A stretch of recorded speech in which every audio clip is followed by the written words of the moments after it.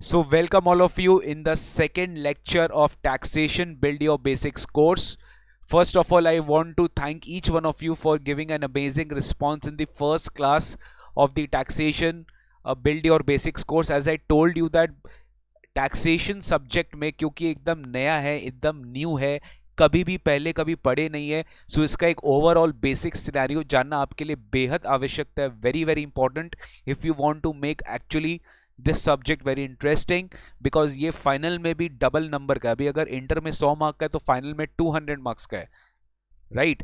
तो ये दिस आपको this you should understand that when I am teaching something as income tax, तो ये बेहद आपके लिए इंटरेस्टिंग होना चाहिए. And you should start building upon the basics which we are teaching, which we are discussing now. Okay guys, so I hope you will enjoy the class today. So let's start today's class. Okay, तो आज का lecture में अपने को income tax को आगे बढ़ाना है. हम लोग लास्ट क्लास में इनकम टैक्स के बारे में पढ़ रहे थे. हम लास्ट क्लास में इनकम टैक्स के बारे में पढ़ रहे थे, जहां पे हमें डिस्कस किया था कि सॉरी जहां पे हम लोग ने डिस्कस किया कि बेसिक्स क्या होता है लॉ के बारे में, लॉ कैसे पास होता है. इनकम टैक्स और इनडायरेक्ट टैक्स दो तरह का टैक्स होता है इंडिया में. इनकम टैक्स में कौन सा टैक्स, इनकम टैक्स में कंपोनेंट्स क्या क्या होते हैं. Income tax act 1961, income tax rules 1962, annual finance act होता है. एनुअल फाइनेंस एक्ट हर साल आता है, जो बजट वाले दिन पेश किया जाता है 1 फरवरी ऑफ एवरी ईयर. जैसे इस साल 1 फरवरी को बजट आने वाला है, उस दिन फाइनेंस बिल आने वाला है. फाइनेंस बिल एक्ट बनेगा 1 अप्रैल से इफेक्टिवली, जो कमिंग ईयर में एप्लीकेबल होगा. इनकम टैक्स हमारे देश में कैसे लगता है सर? इनकम टैक्स हमारे देश में टोटल इनकम पे लगता है, किसी पर्सन के टोटल इनकम पे लगता है. अच्छा, if you want these notes you first need to register. वो सारा डिटेल्स प्लीज वेबसाइट, ये जो वीडियो चल रहा है ना उसके डिस्क्रिप्शन बॉक्स में लिखा हुआ है, प्लीज वहां जाके आप नोट्स डाउनलोड कर लीजिएगा. और अभी मत करिए, अभी सुन लीजिए, don't have to worry about the notes. वो नोट्स आपको मिल जाएगा. You just need to register free of cost हमारे वेबसाइट में लॉग इन करके. वहाँ पे नोट्स आप डाउनलोड कर सकते हैं पीडीएफ फॉर्मेट में. ठीक है, अभी फोकस करिए हमारे क्लासेस में. ठीक है, let's not waste time, let's start. So income tax जो है वो टोटल इनकम पे कैलकुलेट किया जाता है, उस पर्सन के टोटल इनकम पे कैलकुलेट किया जाता है, वो भी जो प्रीवियस ईयर में कमाया और जो असेसमेंट ईयर में टैक्स होता है. यानी इनकम टैक्स में लॉजिक है कि इनकम एक साल में जो आप कमाते हो वो अगले साल टैक्सेबल होता है. तो प्रीवियस ईयर में जो इनकम कमाया वो टैक्सेबल हो गया नेक्स्ट ईयर में, राइट? तो जिस साल में इनकम कमाते हो उसको बोलते हैं प्रीवियस ईयर, और जिस साल में टैक्सेबल होता है अगले साल उसको बोलते हैं असेसमेंट ईयर.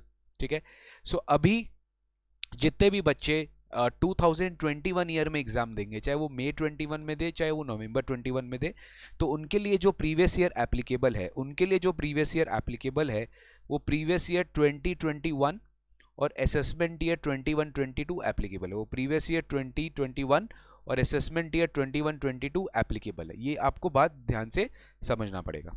ठीक है सर, तो प्रीवियस ईयर 2021, असेसमेंट ईयर 21-22 हम समझ गए थे, लास्ट क्लास आपने बताया था.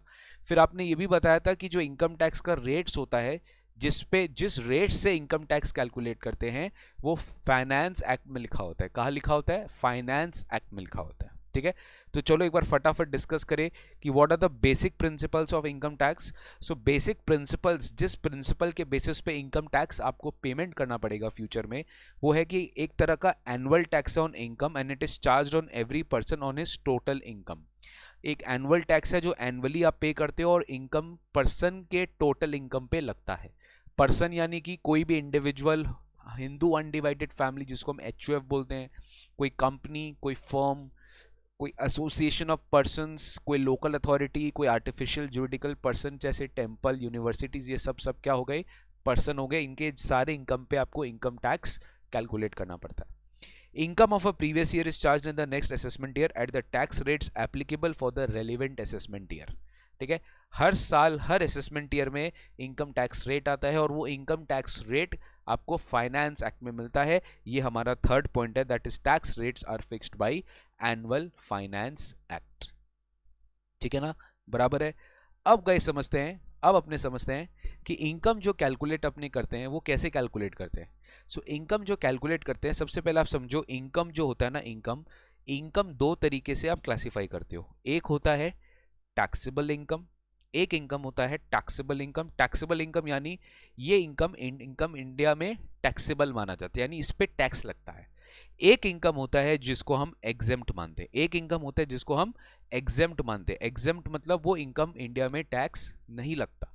कुछ कुछ इनकम आप इंडिया में कमाते हो जिसपे इनकम टैक्स लगता ही नहीं है। हाँ सर, ऐसा होता है, होता है। कुछ कुछ इनकम्स आप कमाते हो इंडिया में जिसमें इनकम टैक्स लगता ही नहीं है, उसे हम कहते हैं एग्जेम्प्ट, उसे हम कहते हैं एग्जेम्प्ट, यानी वो टैक्स फ्री इनकम है। कौन सा इनकम है? टैक्स फ्री इनकम है। तो इनकम टैक्स जो इंडिया में लगता है, इनकम टैक्स जो इंडिया में लगता है वो समझ लो टैक्सेबल इनकम पे लगता है। किस पे लगता है? टैक्सेबल इनकम पे लगता है। एग्जेम्प्ट यानी टैक्स फ्री इनकम पे कभी भी इनकम टैक्स नहीं लगता। एग्जेम्प्ट यानी टैक्स फ्री इनकम में कभी भी इनकम टैक्स नहीं लगता। So this is something which you had to understand. Now taxable income versus exempt income, ठीक है? Taxable income versus exempting. अब मुझे बताइए, अगर कोई इनकम टैक्सेबल है इंडिया में, तो डेफिनेटली वो किस में जुड़ जाता है? फाइनली वो जुड़ जाता है हमारे टोटल इनकम पे, क्योंकि टोटल इनकम ही वो इनकम है जिस पे आपको अपना टैक्स कैलकुलेट करना है। क्लियर है फंडा? अगर आपका कोई इनकम इंडिया में टैक्सेबल है तो वो इंडिया में जो आप इनकम टैक्स कैलकुलेट करोगे उसके टोटल इनकम में इंक्लूड हो जाएगा, बराबर है। सिमिलरली आप जब कोई एग्जेम्प्ट इनकम का बात करते हो, जैसे मान लो एग्जेम्प्ट इनकम का मैं आपको एक एग्जांपल देता हूं। जैसे मान लो अगर आप को कोई भी तरीके का एग्रीकल्चरल इनकम आप कमाते हो, एग्रीकल्चरल इनकम मतलब एग्रीकल्चरल एक्टिविटी से आप कोई इनकम कमाते हो, तो इंडिया में उसे एग्जेम्प्ट किया गया है, राइट? उसे इंडिया में एग्जेम्प्ट किया गया है, एग्रीकल्चरल इनकम पे इनकम टैक्स नहीं लगता, ठीक है, बराबर है। तो वो जो एग्जेम्प्ट इनकम है, तो क्या वो मेरे टोटल इनकम में इंक्लूड होगा? क्या वो मेरे टोटल इनकम में इंक्लूड हो गया? मुझे बताओ, क्या एग्जेम्प्ट इनकम आपके टोटल इनकम में इंक्लूड होगा? क्या बताओ मेरे को, चैट बॉक्स में आंसर करके बताओ, क्या एग्जेम्प्ट इनकम आपके टोटल इनकम में इंक्लूड होगा क्या? Sir, exempt income total income में इंक्लूड नहीं होगा। वाई? बिकॉज ये एग्जेम्प्ट इनकम है, टैक्स फ्री इनकम है, इस पे इनकम टैक्स नहीं लगेगा। अगर टोटल इनकम में कोई इनकम इंक्लूड हो जाता है तो उसमें टैक्स लग जाएगा। बिकॉज आपको याद है हम लोग ने इनकम टैक्स में चार्जिंग सेक्शन पढ़ा था, जो बोलता है कि income tax is chargeable on total income of a person, यानी टोटल इनकम में अगर कोई इनकम है तो उसमें इनकम टैक्स लग जाएगा। तो इनकम टैक्स जो लगेगा टोटल इनकम पे लगेगा, पर्सन के टोटल इनकम पे लगेगा, प्रीवियस ईयर के इनकम पे लगेगा जो टैक्सेबल होगा अगले साल, दैट इज असेसमेंट ईयर। अब ये जो एग्जेम्प्ट इनकम होता है, टैक्स फ्री इनकम होता है, इसको हम टोटल इनकम में इंक्लूड नहीं करते। तो ये दो बहुत इंपॉर्टेंट चीज है, पहले बेसिक में जान लेना कि टैक्सेबल इनकम अलग होता है और एग्जेम्प्ट इनकम अलग होता है। Income arising from any source of activity और एसेट मे बी टैक्सेबल और exempt as per the provisions of the act. Income tax act के लॉ में लिखा हुआ रहेगा कि कौन से इनकम को टैक्स करना है, कौन से इनकम को एग्जेम्प्ट करना है, वो सब लॉ में लिखा हुआ रहेगा। लेकिन आपको ही समझना है कि जो टैक्सेबल इनकम है that should be included in total income and that should be classified under 5 heads of income. करेंगे हम लोग, अभी करेंगे हम लोग।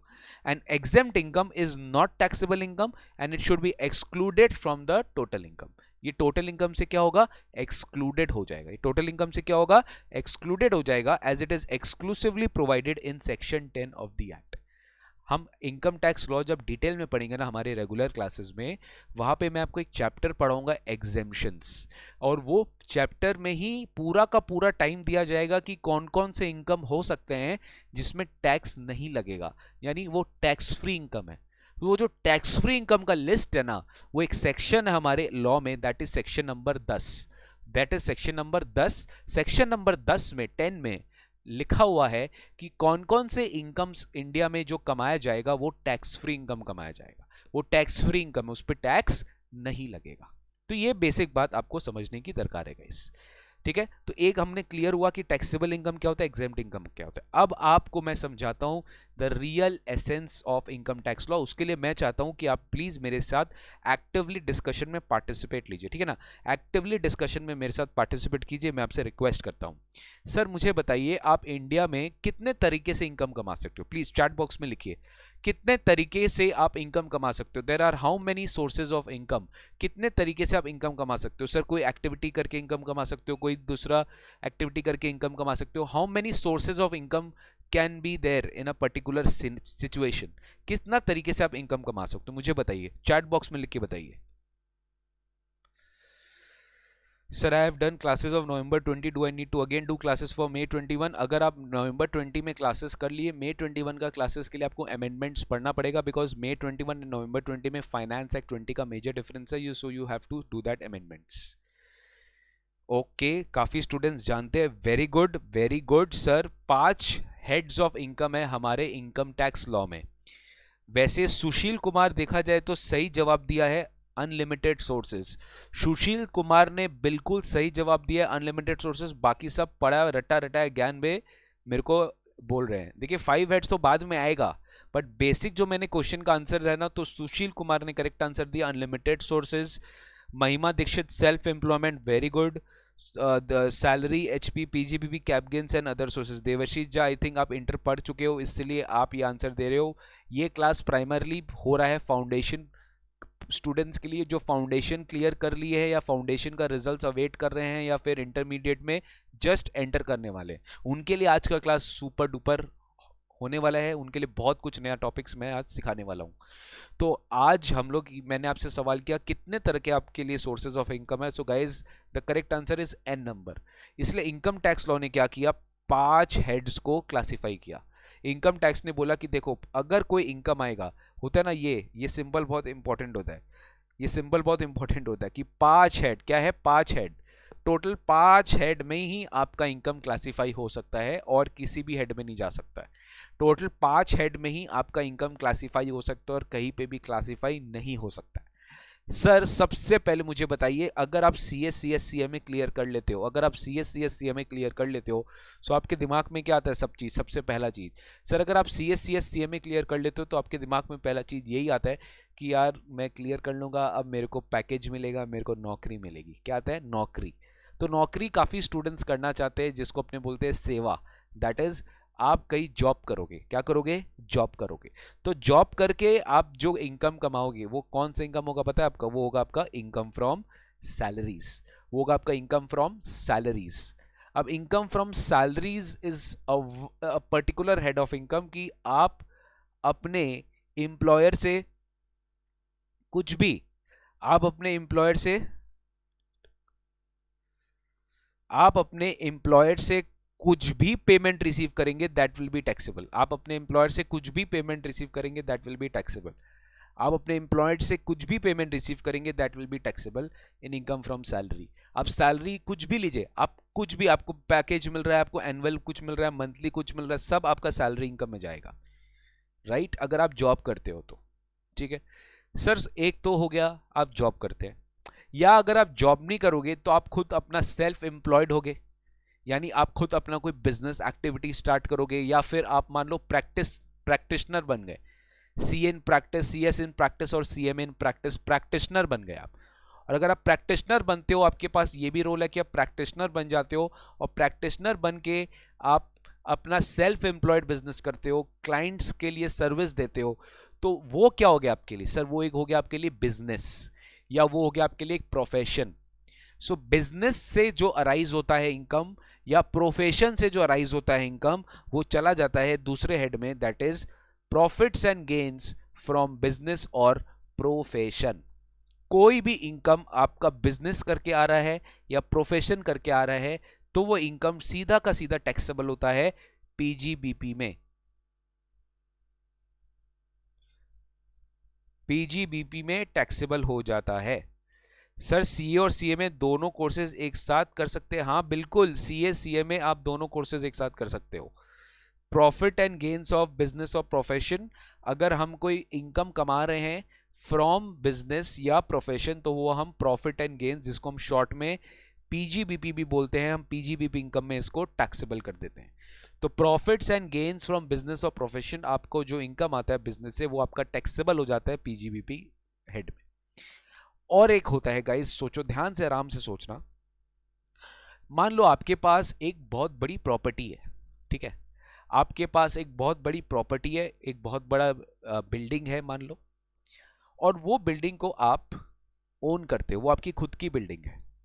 अब वो बिल्डिंग जो आप ओन करते हो, आप किसी को लेट आउट कर देते हो, लेट आउट मतलब किसी को भाड़ा पे दे देते हो। तो अगर आप कोई बिल्डिंग को किसी भाड़ा पे दे दिए, तो आपको क्या कमाई हो रहा है, आपको कमाई हो रहा है रेंट इनकम। आपको कमाई हो रहा है, रेंट इनकम, भाड़ा इनकम आ रहा है।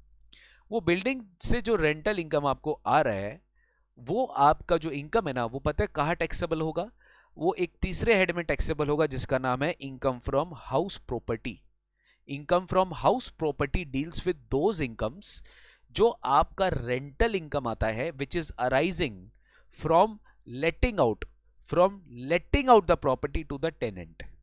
यानी भाड़ा को जो हम बोलते हैं, भाड़ा भाड़ा मतलब रेंटल, तो रेंट जो हमें मिलता है फ्रॉम हमारे प्रॉपर्टी को हम अगर भाड़ा पर दे देते हैं, तो उससे अपने को जो इनकम आता है वो अपने बोलते हैं इनकम फ्रॉम हाउस प्रॉपर्टी। ठीक है, आज के क्लास में नहीं, बट हाँ नेक्स्ट क्लास में which is day after tomorrow मैं ये सब हेड्स ऑफ इनकम के बारे में थोड़ा सा डिटेल में जाऊंगा। आज मुझे बेसिक्स कवर कराना है, बेसिक्स कवर कराने के बाद नेक्स्ट क्लास में अगर टाइम मिला तो मैं हर हेड के डिटेल में जाऊंगा। कोई भी, इसका मतलब अगर आपकी प्रॉपर्टी है जो आप खुद ओन करके रखे हो और आप अपने बिजनेस पर्पस के लिए उसे यूज नहीं कर रहे हो, राइट, क्योंकि अगर बिजनेस पर्पस के लिए यूज कर लिए तो उससे इनकम जो आएगा वो पीजीबीपी में चला जाएगा, यानी profit and gains from business of profession. यानी जो पर्टिकुलर प्रॉपर्टी आप अपने बिजनेस पर्पस के लिए यूज नहीं कर रहे हो, तो वो इनकम जो होगा वो टैक्सेबल हो जाएगा कहाँ पे? इनकम फ्रॉम हाउस प्रॉपर्टी में। तो वो जो टैक्सेबल होगा वो होगा एनुअल वैल्यू, जो आपको निकालना पड़ता है। क्या निकालना पड़ता है? एनुअल वैल्यू आपको अपने हेड में निकालना पड़ेगा। ठीक है, तो सैलरी इनकम आया जॉब के लिए, बिजनेस इनकम आया बिजनेस प्रोफेशन वालों के लिए, रेंटल इनकम आया किसके लिए? हाउस प्रॉपर्टी में। अब सोचो कि आपके पास कोई शेयर्स है या कोई बिल्डिंग है या कोई एसेट पड़ा हुआ है आपके पास, और आप उसे अगर सेल कर रहे हो। याद है अपने अकाउंट्स में पढ़ते थे profit on sale of fixed assets, कुछ याद है आपको? अपने अकाउंट्स में पढ़ते थे profit on sale of fixed assets, कुछ याद है? हाँ sir, profit on sale of fixed assets याद है, हमने पीएन अकाउंट में क्रेडिट कर देते थे, याद है? तो गाइस इनकम टैक्स में बोलता है कि अगर आप कोई एसेट को बेचते हो या ट्रांसफर करते हो, उससे जो गेन्स आता है आपको, उसे हम कहते हैं कैपिटल गेन्स। हम क्या कहते हैं? Capital gains. शेयर्स को बेच देते हो, प्रॉपर्टी को बेच देते हो, किसी भी एसेट को बेच देते हो, बिल्डिंग को बेच देते हो, फर्नीचर को बेच देते हो, ज्वेलरी, पेंटिंग्स, इमूवेबल प्रॉपर्टी, कोई भी चीज को बेच देते हो आप, उससे इनकम आपको आता है। सो उसे हम कहते हैं कैपिटल गेन्स। क्या बोलते हैं? Capital gains. तो अगर कोई गेन अराइज हो रहा है from transfer of a capital asset, that will be considered as income from capital gains. वो क्या माना जाएगा? इनकम फ्रॉम कैपिटल गेन ही माना जाएगा। अब आप सोच रहे होंगे अरे यार बड़ी प्रॉब्लमेटिक चीज हो गई, सैलरी एक हेड हो गया, पीजीबीपी एक हेड हो गया, हाउस प्रॉपर्टी एक हेड हो गया और कैपिटल गेन हेड हो गया। क्या पॉसिबल है कि जितने भी इनकम्स है वो ये पांचों हेड में आएंगे? हाँ, just because of this fifth head ये पॉसिबल हुआ, क्योंकि फिफ्थ हेड जो है नाम से आप समझ गए होंगे, अदर सोर्सेज। अदर सोर्सेज मतलब बचा हुआ हेड। अदर सोर्सेज मतलब बचा हुआ हेड। बचा हुआ मतलब अगर कोई इनकम आपका ना तो सैलरी में आ रहा है, ना तो हाउस प्रॉपर्टी में आ रहा है, ना तो profit and gains from business और प्रोफेशन में आ रहा है, ना तो कैपिटल गेन में आ रहा है, तो पता है सीधा कहाँ लैंड करेगा? वो सीधा लैंड करेगा अदर सोर्सेज में, यानी बचा कुचा सोर्सेज। जैसे एग्जांपल मैं आपको देता हूं, आपका मान लो एक बैंक अकाउंट है, उसमें आप सेविंग्स अकाउंट होल्ड करके रखे हो और उससे आप इंटरेस्ट कमा रहे हो, तो पता है कहाँ टैक्सेबल होगा? वो टैक्सेबल हो जाएगा आपके अदर सोर्सेज में। कहाँ टैक्सेबल होगा? वो टैक्सेबल हो जाएगा आपके अदर सोर्सेज में। तो income which is not chargeable under other heads of income, and जो अदर हेड्स में चार्जेबल नहीं है वो सीधा कहाँ लैंड करेगा? पता है, वो सीधा लैंड करेगा अदर सोर्सेज में। तो हेड्स ऑफ इनकम में 5 हेड्स होती है। ये पांचों हेड के बारे में मैंने आपको छोटे छोटे कुछ चीज बता दी है। ठीक है, बस गाइज यही है इनकम टैक्स का जान, यही है इनकम टैक्स का जान। सैलरी कंप्यूट करना पड़ेगा अलग से, हाउस प्रॉपर्टी कंप्यूट करना पड़ेगा अलग से, पीजीबीपी इनकम कैलकुलेट करना पड़ेगा अलग से, कैपिटल गेन्स कंप्यूट करना पड़ेगा अलग से, अदर सोर्सेस कैलकुलेट करना पड़ेगा अलग से। अगर मैं आपको बताऊं ना, रफली 60% of the syllabus of income tax law of your intermediate is this 5 chapters. ये 5 चैप्टर अगर कोई ठीक से कर चला गया तो उसका 50 से 60% सिलेबस खत्म हो गया इतने एक्सटेंसिव चैप्टर्स है ये, इतने बड़े बड़े चैप्टर्स है। जब हम रियल लाइफ में क्लासेस करेंगे प्रैक्टिकली, जब मैं आपको क्लासेस कराऊंगा, तो ये सब पांचों के पांचों जो हेड्स है यही मेन पूरे वजूद होंगे, बिकॉज यही 5 हेड आपको कैलकुलेट करना पड़ता है फॉर अ पर्टिकुलर पर्सन। ठीक है, अब मैं आपको बताता हूं कि ये हेड्स ऑफ इनकम हुआ, वो भी टैक्सेबल इनकम, ये 5 पार्ट्स में आएगा। अब सर हमें बताइए कि हम टोटल इनकम कैसे निकालेंगे, बिकॉज अल्टीमेटली तो हमें क्या निकालना है, अल्टीमेटली तो हमें टोटल इनकम निकालना है, क्योंकि टोटल इनकम पे टैक्स कैलकुलेट होगा, इससे आपका पूरा चार्जिंग सेक्शन खत्म होगा। टोटल इनकम कुछ नहीं है, इन पांचों हेड्स को टोटल कर दो, salary, house property, business profession, capital gains, other sources, इन पांचों का जो टोटल आएगा वो होगा ग्रॉस इनकम। क्या होगा? Gross income. क्या बोला मैंने? ये होगा ग्रॉस, ग्रॉस इनकम होगा, यानी ग्रॉस टोटल इनकम, इसे हम कहते हैं ग्रॉस टोटल इनकम। तो अगर ये ग्रॉस टोटल इनकम है, यानी ये 5 हेड्स का टोटल है ग्रॉस टोटल इनकम, उसके बाद ग्रॉस टोटल इनकम के बाद आपको मिलता है डिडक्शन। क्या मिलता है? Deduction. As the name suggest, deduction मतलब क्या? Something which reduces, something which reduces, something which reduces your income.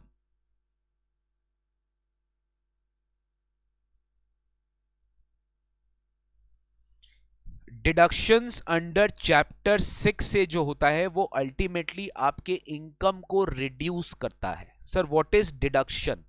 Deduction is nothing but it reduces your income. And what is deduction? Example क्या हमें देख सकते हैं, जैसे मैं आपको एक सिंपल उदाहरण देता हूं। सर आप सबका एक लाइफ इंश्योरेंस पॉलिसी तो हो गई, जाइए अपने पिताजी से पूछिएगा, या जो भी आपका अकाउंट्स डील का हैंडल करता है उनसे पूछना, आप सबका लाइफ इंश्योरेंस होगा या मेडिकल इंश्योरेंस भी होगा, राइट? और बेसिक एक पब्लिक प्रोविडेंट फंड, पीपीएफ बोलते हैं अपने उसको, पब्लिक प्रोविडेंट फंड सुने होंगे आप, पीपीएफ का भी आपका एक अकाउंट खुला हुआ होगा। तो जनरली एलआईसी का प्रीमियम, मेडिकल प्रीमियम, पीपीएफ, ये सब जनरल एक बेसिक चीज है जो हर एक इंडिविजुअल अपना अकाउंट में रखता है। तो ये जो एलआईसी, जो आप लाइफ इंश्योरेंस प्रीमियम दे रहे हैं या मेडिकल इंश्योरेंस प्रीमियम दे रहे हैं या पब्लिक प्रोविडेंट फंड में जमा कर रहे हैं, आपको पता है इन सब का आपको इनकम टैक्स में डिडक्शंस मिलता है। मैं आज नहीं बट नेक्स्ट क्लास में इसका पूरा इलस्ट्रेटिव लिस्ट दे दूंगा आपको कि कौन कौन सा चीजों पे आपको डिडक्शंस मिलता है। यानी वो खर्चा करने पे इनकम टैक्स बोलता है कि हम आपको टैक्स बेनिफिट देंगे, आपका ग्रॉस टोटल इनकम कम कर देंगे। और आपका ग्रॉस टोटल इनकम पता है किससे कम होता है? सारे डिडक्शंस जो आपको चैप्टर 6 से of income tax law, income tax बहुत सारे चैप्टर्स में डिवाइडेड है, चैप्टर 1 2 3 4 5 6, 6A 6B 6C, तो यहां बोल रहा है chapter 6A, chapter 6A, chapter 6 में जितना आपको डिडक्शंस प्रोवाइडेड है वो सारे डिडक्शंस आप GTI that is gross total income से माइनस करते हो और फाइनली आपको मिलता है टोटल इनकम। फाइनली आपको मिलता है total income. So this is how we calculate total income. Yes, दिसंबर 21 का रैपिड रिवीजन क्लास हम करेंगे, बहुत टाइम है उसके लिए, अभी क्यों चिंता कर रहे हो, अभी तो जून 21 का है। ठीक है, टेंशन मत लो। Thank you sir for teaching, exam अच्छा गया मेरा, very good Shivam, thank you so much for your response. Sir जून एग्जाम के लिए 21-22 के बुक एप्लीकेबल रहेगा ना? जून एग्जाम के लिए 21-22 का बुक एप्लीकेबल रहेगा ना? I did not get this question. Sir if 18 LPA we exam and up to 5 lakhs is tax free as per tax slab, so income tax will be levied on 18 lakhs or 13 lakhs। Shashank Jaiswal, इस पे आएंगे हम लोग, मेरा ये आज ही का topic में आएगा, टैक्स रेट्स में जब अपने पढ़ेंगे ना तब अपने आएंगे, तो फिर वेट करिए भी प्लीज।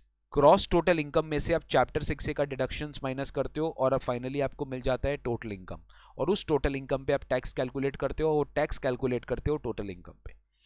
डिफरेंस, अब आप थोड़ा सा एक समझो बात को गाइस। सर यहां पे आपने एक बोला टैक्स फ्री इनकम, यानी ऐसा इनकम जिस पे टैक्स नहीं लगेगा, इसे हम कहते हैं क्या? इसे हम कहते हैं एग्जेम्पशन।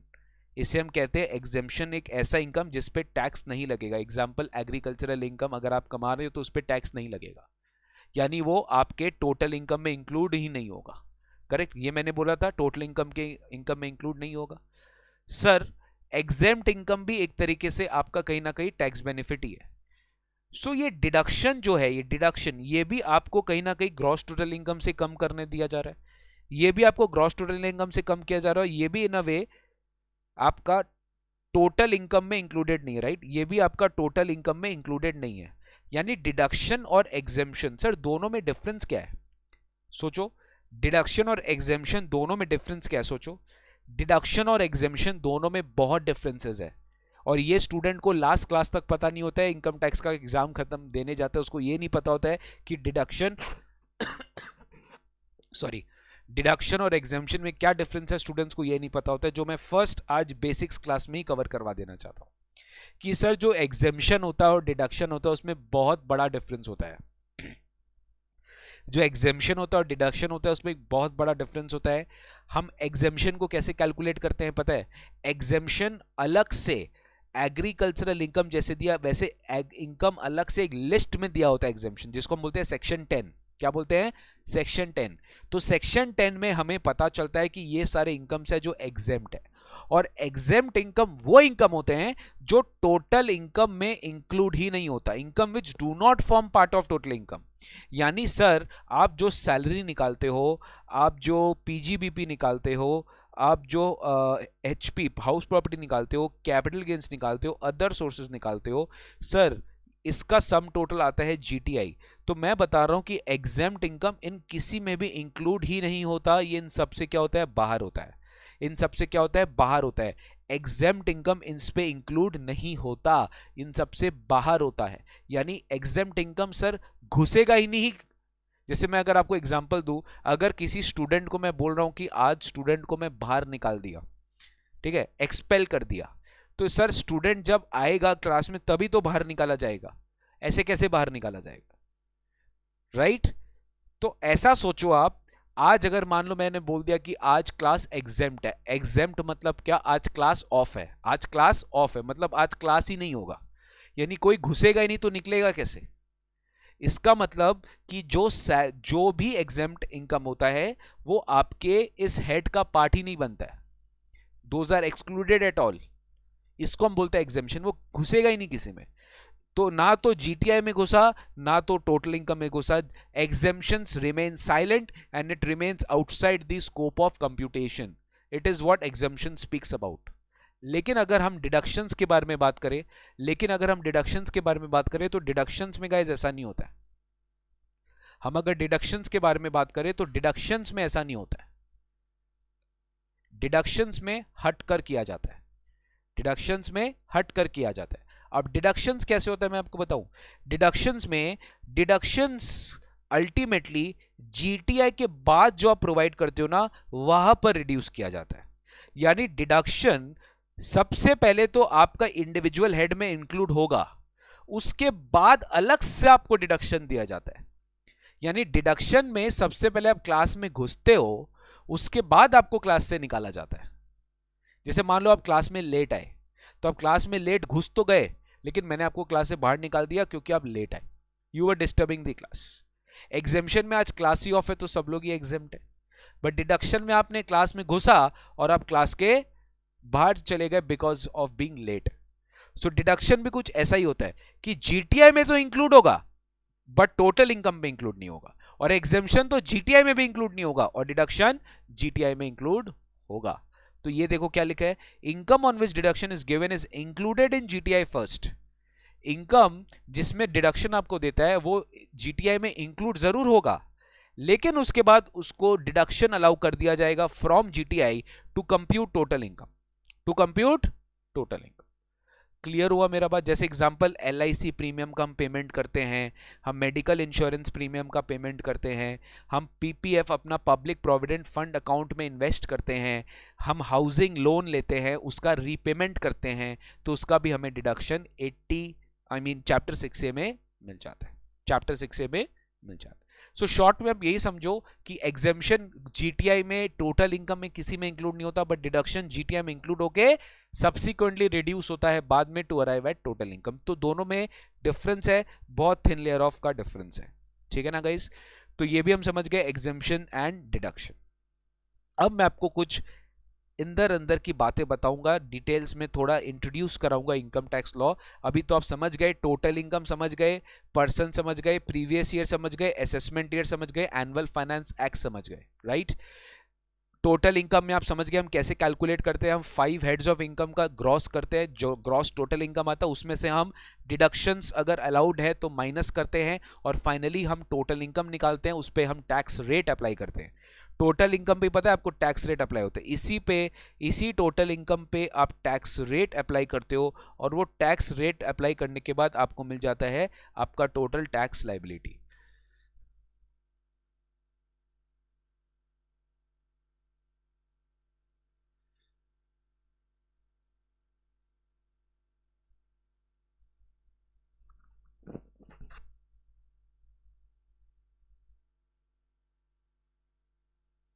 मोहम्मद मोहम्मद नूरखुब जहान एक लंबा लेक्चर दे दिए।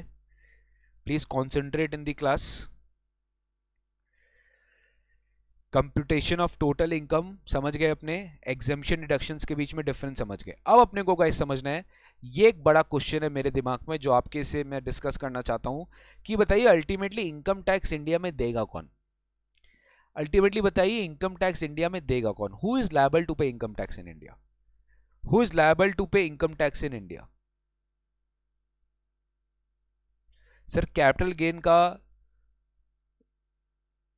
वास्ट, सर कैपिटल गेन का वास्ट। कैपिटल गेन क्या होता है? अगर आप कोई शेयर, कोई बिल्डिंग, कोई प्रॉपर्टी बेचते हो, सेल करते हो, selling of any property, selling of assets पे कैपिटल गेन लगता है, ठीक है ना? Selling of capital gains, selling of assets पे कैपिटल गेन लगता है। तो चलिए come back to this question, who is liable to pay income tax in India? किसे किसे इनकम टैक्स इंडिया में देना है? तो पता है आपको एक बहुत इंपॉर्टेंट टर्म है, ऑल्दो बहुत लोगों को पता नहीं होता उसके बारे में, बट मैं फर्स्ट क्लास में क्लियर कर देना चाहता हूं।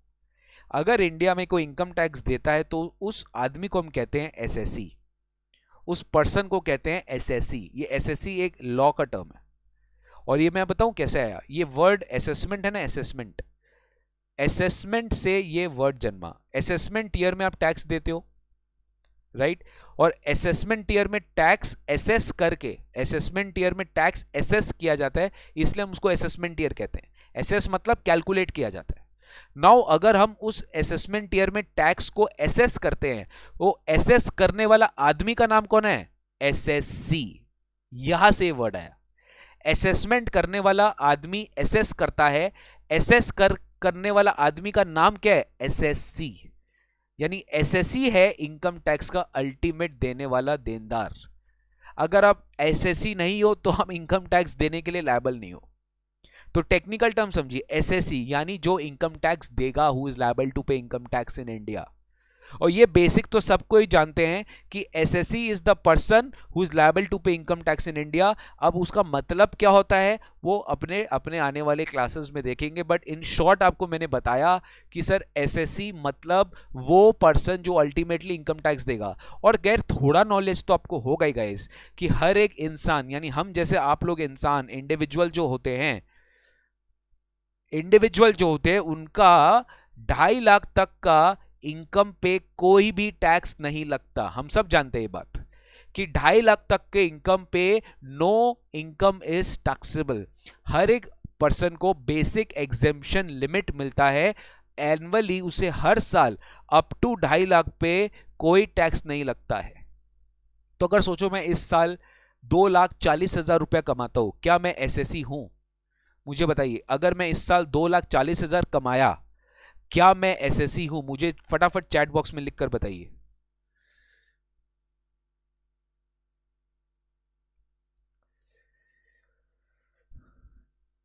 ये बिल्ड योर बेसिक्स कोर्स है गाइस, ये बिल्ड योर बेसिक्स कोर्स हर एक सब्जेक्ट का, cost, FM, tax, audit, economics, accounts, हम 5 क्लासेस लेंगे।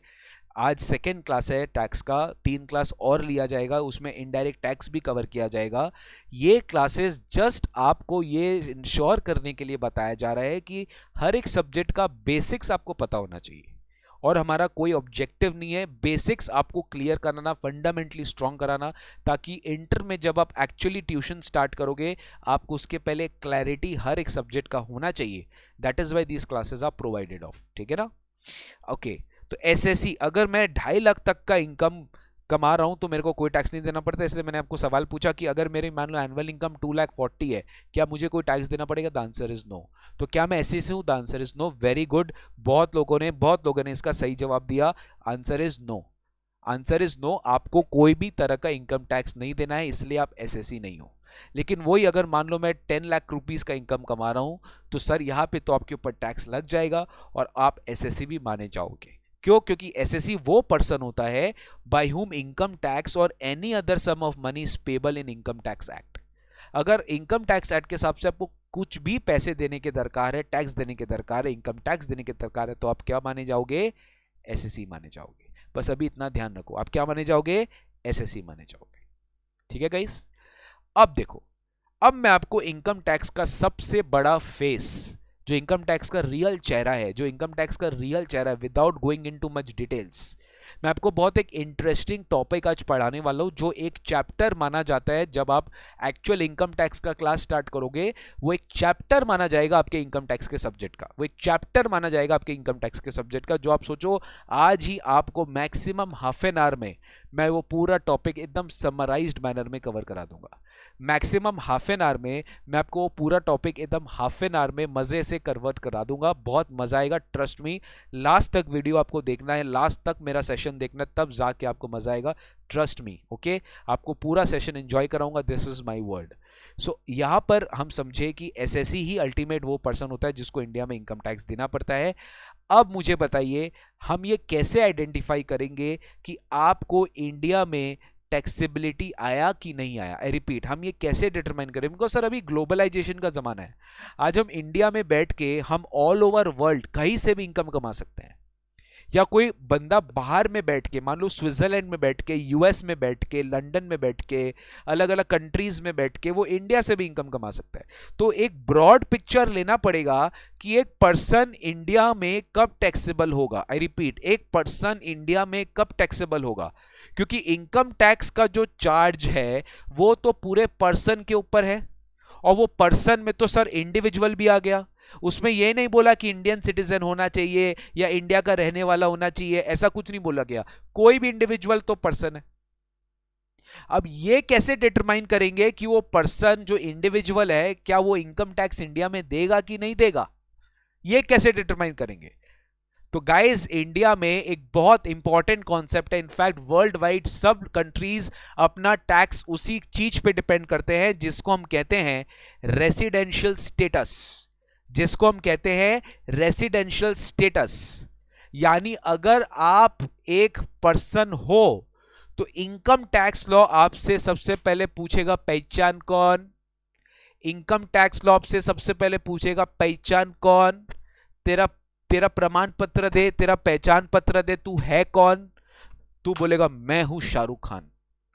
आप बोलेंगे मैं हूं शाहरुख खान, नाम तो सुना ही होगा। ऐसा नहीं होता है। शाहरुख खान है, चलो बढ़िया, समझ में आता है, शाहरुख खान है, लेकिन कौन सा शाहरुख खान है?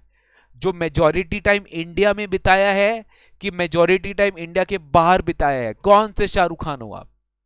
सर शाहरुख खान मतलब शाहरुख खान। अरे नहीं, यही तो मजे की बात है।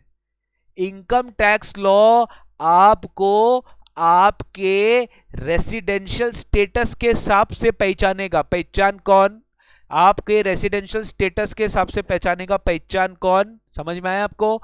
तो income tax law will determine your residential status. हर एक पर्सन का इनकम टैक्स लॉ एक स्टेटस निकालता है जिसे हम कहते हैं रेसिडेंशियल स्टेटस। आइडेंटिफाई किया जाता है कि वो कौन है, वो कौन है बताओ। रेसिडेंशियल स्टेटस आइडेंटिफाई किया जाता है, वो कौन है बताओ।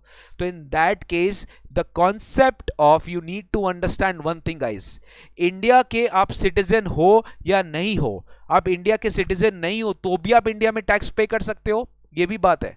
आप इंडिया के सिटीजन नहीं हो, सिटीजनशिप मतलब नहीं है। सर ये भी हो सकता है कि यूएस का बंदा इंडिया में आकर रहता है, इंडिया में इनकम कमाता है और इंडिया में टैक्स पे करेगा, बिल्कुल हाँ। और यह भी हो सकता है कि एक इंडियन सिटीजन यूएस में रहता है, इंडिया में रहता ही नहीं और यूएस में इनकम कमा रहा है, तो क्या वो इंडिया में टैक्स पे नहीं करेगा? बिल्कुल नहीं, वो नहीं पे करेगा। ही विल नॉट पे tax in India. So in that case, it is very, very important to understand that the income tax law determines taxable income of every person based on one condition, and उस condition को हम बोलते हैं residential status। उससे हम कहते हैं residential status. वो रेसिडेंशियल स्टेटस पे डिटरमाइन करना जरूरी है, और आज के क्लास में मैं आपको सिखा दूंगा कि बंदे का रेसिडेंशियल स्टेटस कैसे पता चलेगा। It is very very simple, very very easy, trust me. आपके एग्जाम में ये 10 नंबर का आता है गाइस, पता है आपको। मैं मैं वही टॉपिक्स पकड़ता हूं जो इंटरेस्टिंग है आपके लिए, जो इजी है, जो बेसिक्स आपको पता होना चाहिए, उसी के बाद तो आप इनकम टैक्स में एंटर करोगे कि कैसे हेड्स ऑफ इनकम निकालेंगे। मैं फर्स्ट क्लास में आपको चालू कर दूं बताना, सैलरी कैसे निकालते हैं, हाउस प्रॉपर्टी कैसे निकालते हैं, पीजीबीवी कैसे निकालते हैं, मैं 100% गारंटी दे सकता हूं आप सब भाग जाओगे, क्योंकि क्लैरिटी नहीं है ना, बेसिक्स पे क्लैरिटी नहीं है। तो बेसिक्स सबसे पहले सीखते हैं कि सर रेसिडेंशियल स्टेटस आदमी का कैसे निकाला जाता है। ये सबसे पहले समझ गए कि residential status every year important है। You need to understand that हर एक पर्सन का आपको एक स्टेटस निकालना पड़ेगा। That is why we say the concept of citizenship and residential status are different from each other. Citizenship is based upon nationality of the person and it is irrelevant for income tax purpose. ये बहुत बड़ा biggest आपको एक होता है ना कि आप सोचते होंगे कि citizenship के basis पे होता है, but this has been proved wrong. Citizenship has no role to play. मैं इंडिया का सिटीजन नहीं हूं, मैं किसी और कंट्री का सिटीजन हूं, फिर भी मैं इनकम इंडिया में टैक्सेबल हो सकता है, यस। मैं इंडिया का सिटीजन हूं, फिर भी मेरा इनकम इंडिया में टैक्सेबल नहीं हो सकता है, yes. It determines upon you know what, status of resident, यानी आप एक रेसिडेंट हो कि आप एक नॉन रेसिडेंट हो। चिंता मत करिए, अगर आप ये residential status non residential status समझ लेंगे तो आज आपके लिए बाद में क्लास खत्म होने के बाद एक सेशन है जहां पे मैं आपके साथ 2-3 इलस्ट्रेशन डिस्कस करूंगा, एक क्विज खेलेंगे, वो एक टेस्ट होगा which will also test your knowledge कि आज का क्लास आपने ठीक से अटेंड किया कि नहीं किया। तो रेसिडेंशियल स्टेटस में आप समझ गए कि एक रेसिडेंट होता है या फिर नॉन रेसिडेंट होता है, राइट। सिटीजनशिप का कोई कनेक्शन नहीं है गाइस, आप इंडिया के सिटीजन हो, कनेक्शन नहीं है। एक पर्सन फॉरेन सिटीजन हो के भी इनकम टैक्स दे सकते हैं इंडिया में, और एक पर्सन इंडियन सिटीजन हो के भी इंडिया में टैक्सेबल नहीं भी हो सकता है। और रेसिडेंशियल स्टेटस के लिए आपको हमें अलग रूल दिया गया इनकम टैक्स लॉ में। इनकम टैक्स रूल ने रूल दिया है, लॉ दिया कि देखो ये कंडीशन फुलफिल होगा तो आप रेसिडेंट हो जाओगे, ये कंडीशन फुलफिल नहीं होगा तो आप रेसिडेंट नहीं होंगे, यानी आप नॉन रेसिडेंट होंगे। क्लियर। यानी इंडिया में इनकम टैक्स लॉ कभी नहीं पूछता कि आप इंडियन सिटीजन हो कि नहीं हो, कि आप नॉन इंडियन सिटीजन हो कि नहीं हो, क्या आप नहीं, सब नहीं पूछता। वो बस एक ही चीज पूछता है कि आपका रेसिडेंशियल स्टेटस क्या है, are you a resident in India this year, this year, this year, क्योंकि हर साल ये स्टेटस चेंज होता है, नहीं भी हो सकता है, बट हर साल आपको ये डिटरमाइन करना जरूरी है कि आपका इंडिया में रेसिडेंशियल स्टेटस हर साल कितना है, because income tax is an annual tax और हर साल आपको इसका स्टेटस निकालना बहुत ज्यादा जरूरी है। तो रेसिडेंशियल स्टेटस निकालने के लिए आपको हर अलग अलग रूल्स दिया इनकम टैक्स लॉ में। हम सबसे पहले डिस्कस करेंगे कि सर हम जैसे लोग, हम कौन, हम हैं इंडिविजुअल। सर हम तो मोबाइल है ना, मोबाइल, हम इस कंट्री से दूसरा कंट्री से, दूसरा कंट्री से तीसरा कंट्री से वापस आ सकते हैं, हम तो मूव कर सकते हैं, हम तो मोबाइल है। तो सबसे बेस्ट क्या होगा पता है, कि हम जैसे इंडिविजुअल्स के लिए हम कैसे पता करें कि हमारा रेसिडेंशियल स्टेटस क्या है।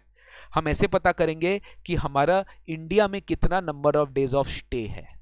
हम एक पर्टिकुलर साल में अगर 365 दिन है, तो उसका 50% रफली 182.5, right, 182.5 if I am not wrong, वही आ रहा है, राइट, 182.5, यानी रफली 50% टाइम अगर आप करंट ईयर में इंडिया में रुके हो तो सरकार आपको मान लेगी बॉस तू इंडिया का रेसिडेंट है, सरकार आपको मान लेगी बॉस तू इंडिया का रेसिडेंट है। तो एक इंडिविजुअल को इंडिया का रेसिडेंट तब माना जाता है एक साल में अगर वो इंडिविजुअल उस साल में बोल रहा हूं, बिकॉज हर साल स्टेटस चेक अलग अलग होता है, बिकॉज हर साल इनकम अलग अलग तरीके से कैलकुलेट किया जाता है, हर साल इनकम टैक्स भरना पड़ता है। तो इंडिविजुअल के केस में उसका इंडिया का रेसिडेंट तब माना जाएगा जब वो इंडिविजुअल इंडिया में कम से कम 182 और मोर इंडिया में रहा है, तो यानी अगर 181 रहा तो वो इंडिया में नॉन रेसिडेंट कहलाया जाएगा। आई रिपीट, अगर वो इंडिया में 181 रहा तो वो इंडिया में नॉन रेसिडेंट कहलाया जाएगा, और 182 और मोर रहा तो वो इंडिया में रेसिडेंट कहलाया जाएगा। देखिए मैंने आपको लॉ का लॉजिक भी बता दिया कि 182 कैसे आया, ठीक है ना। Very good Rupali, you have set the correct answer. Sir please tell me, June CMA inter exam के लिए असेसमेंट 2021 के टैक्स बुक एप्लीकेबल रहेगी या फिर 21-22 का? ओके, सो जय शर्मा, जून 21 एग्जाम के लिए असेसमेंट ईयर 21-22 एप्लीकेबल होगा, जैसे मैंने अभी अभी बताया प्रीवियस ईयर 2021 एग्जाम के लिए रेलिवेंट होगा, और असेसमेंट ईयर 21-22 एग्जाम के लिए रेलिवेंट होगा फॉर जून 21। लेकिन अगर आप ऑलरेडी दिसंबर 20 के लिए टर्म के लिए फुल्ली प्रिपेयर्ड अच्छे से पढ़ लियो, तो आपको जरूरी नहीं है कि आपको वापस से पूरा क्लासेस लेना पड़ेगा, but you have to take the separate amendment classes. Finance act 2020 का आपको क्लासेस लेना पड़ेगा, एंड उसमें बहुत सारे अमेंडमेंट्स है। अगर आप वो अमेंडमेंट्स पढ़ लोगे तो फिर आप ये इस पार में आ जाओगे, लेकिन अगर आप अमेंडमेंट्स नहीं पढ़ते हो तो you have to take a separate full class. ठीक है, सो मैं तो क्या करता हूं, मेरे जितने पुराने स्टूडेंट्स होते हैं जो मान लो कोई कारण से एग्जाम नहीं दिए या फिर कोई कारण से क्लियर नहीं कर पाए, तो उनको सेपरेट अमेंडमेंट क्लासेस दे दिया जाता है। वो अमेंडमेंट क्लासेस पढ़ के अपडेट हो जाते हैं और उनको फिर आगे दिक्कत नहीं आती। और फ्रेश जो एग्जाम दे रहे हैं जून 21 में, उनको तो अमेंडमेंट पढ़ने का दरकार नहीं, उनके लिए तो अमेंडमेंट हम ऑलरेडी कवर करा रहे हैं क्लास में। तो रेसिडेंशियल स्टेटस इंडिविजुअल के केस में मान लो अगर मैं 182 डेज और मोर इंडिया में रह चुका ना, तो मैं इस साल इंडिया का क्या हो गया, बताओ क्या हो गया, रेसिडेंट। ठीक है, तो ये कंडीशन है, कंडीशन नंबर 1। एक और कंडीशन है, अगर वो कंडीशन में फुलफिल हो गया ना, तो भी आप इंडिया के रेसिडेंट कहलाए जा सकते हो। बहुत इंटरेस्टिंग है, ध्यान से समझना। इस कंडीशन में यह बोला है कि अगर आप इंडिया में करेंट ईयर में 60 डेज या उससे ज्यादा रह लिए, करेंट ईयर में, जो इस कंडीशन 1 में 182 है, कंडीशन 2 में बोलता है कि आप अगर करेंट ईयर में 60 दिन या उससे ज्यादा रह लिए या उससे ज्यादा, और पिछले 4 साल में 1 2 3 4 पिछले 4 साल में मतलब इस साल के पिछले 4 साल, यानी अभी अगर 2021 चल रहा है तो 19 20 18 19 17 18 और 16 17, ये 4 साल मुझे देखना पड़ेगा। 16 17 17 18 18 19 19 20, ये 4 साल मुझे देखना पड़ेगा। अगर 16 17 17 18 18 19 19 ये चारों साल मिलाकर अगर हम 365 दिन यानी एक साल जितना रहे हैं, 365 दिन और मोर यानी एक साल जितना रहे हैं पिछले चारों साल को मिलाकर, और करंट ईयर में हम 60 डेज और मोर रहे हैं, तो हम इंडिया के क्या माने जाएंगे पता है, रेसिडेंट। ओ बोलो ओ, इतना बड़ा इंटरेस्टिंग चीज मैं आपको पॉइंट आउट करके बता रहा हूं इस चीज में। सर इस साल का रेसिडेंशियल स्टेटस निकाल रहे हो, लेकिन पुराने 4 साल का स्टे भी इंपॉर्टेंट है। या ना आपका गवर्नमेंट सेकंड कंडीशन में ट्रैक रिकॉर्ड देख रहा है कि पिछले 4 साल में आप इंडिया में कितना रहे हो भाई। अगर आप 365 दिन 365 डेज और more if you have stayed in India for the preceding 4 previous years, then you will be considered to be a resident in India for the current year. If in the current year you are staying for 60 days or more, मतलब ये दोनों condition fulfil करना पड़ेगा साथ ही साथ। 60 plus साथ साथ में पिछले 4 साल में 365 डेज और मोर। सर ये तो फिर चेक करने वाली बात हो जाएगी कि अगर हम करंट ईयर में 182 वाला कंडीशन नहीं सेटिस्फाई किए, तो ये भी चेक करो कि करंट ईयर में क्या 60 डेज और मोर अगर है, तो क्या पिछले साल में 365 डेज और मोर अगर है, तो भी आप इंडिया के रेसिडेंट हो। तो इन दोनों में से और आइदर कंडीशन 1 और कंडीशन 2, अगर आप इन दोनों में से कोई भी एक कंडीशन फुलफिल कर लेते हो, तो आप इंडिया के रेसिडेंट मान लिए जाओगे, आप इंडिया के रेसिडेंट मान लिए जाओगे। मैं बताता हूं फिर से, कंडीशन 1 इस साल 182 डेज और मोर, कंडीशन 2 करंट ईयर 65 डेज और साथ ही साथ पिछले 4 साल में चारों साल मिलाकर 365 डेज और मोर। एग्रीगेट में अगर रह लिए ना इंडिया में, तो भैया welcome to our country, you are a resident of our country. और रेसिडेंट के लिए क्या होता है हम आगे डिस्कस करेंगे भैया। उसके लिए पूरा का पूरा इनकम, जगत जान का इनकम, वो इनकम कहीं पे भी कमाए, यूएस में कमाए, यूके में कमाए, सिंगापुर में कमाए, इंडिया में कमाए, कहीं पे भी कमाए, वो सारा इनकम पे टैक्सिंग राइट इंडिया गवर्नमेंट के पास आ जाएगा। इतना इंटरेस्टिंग है गाइस। अब कहीं से भी इनकम कमाइए, अगर आप रेसिडेंट हो गए, अब हमारे दामाद जी हो गए। दामाद जी मतलब अब हमारे घर के एकदम गेस्ट वाले हो गए। अब हम आपको छोड़ने वाले नहीं है, हम आपको खिला खिला के ठूस देंगे।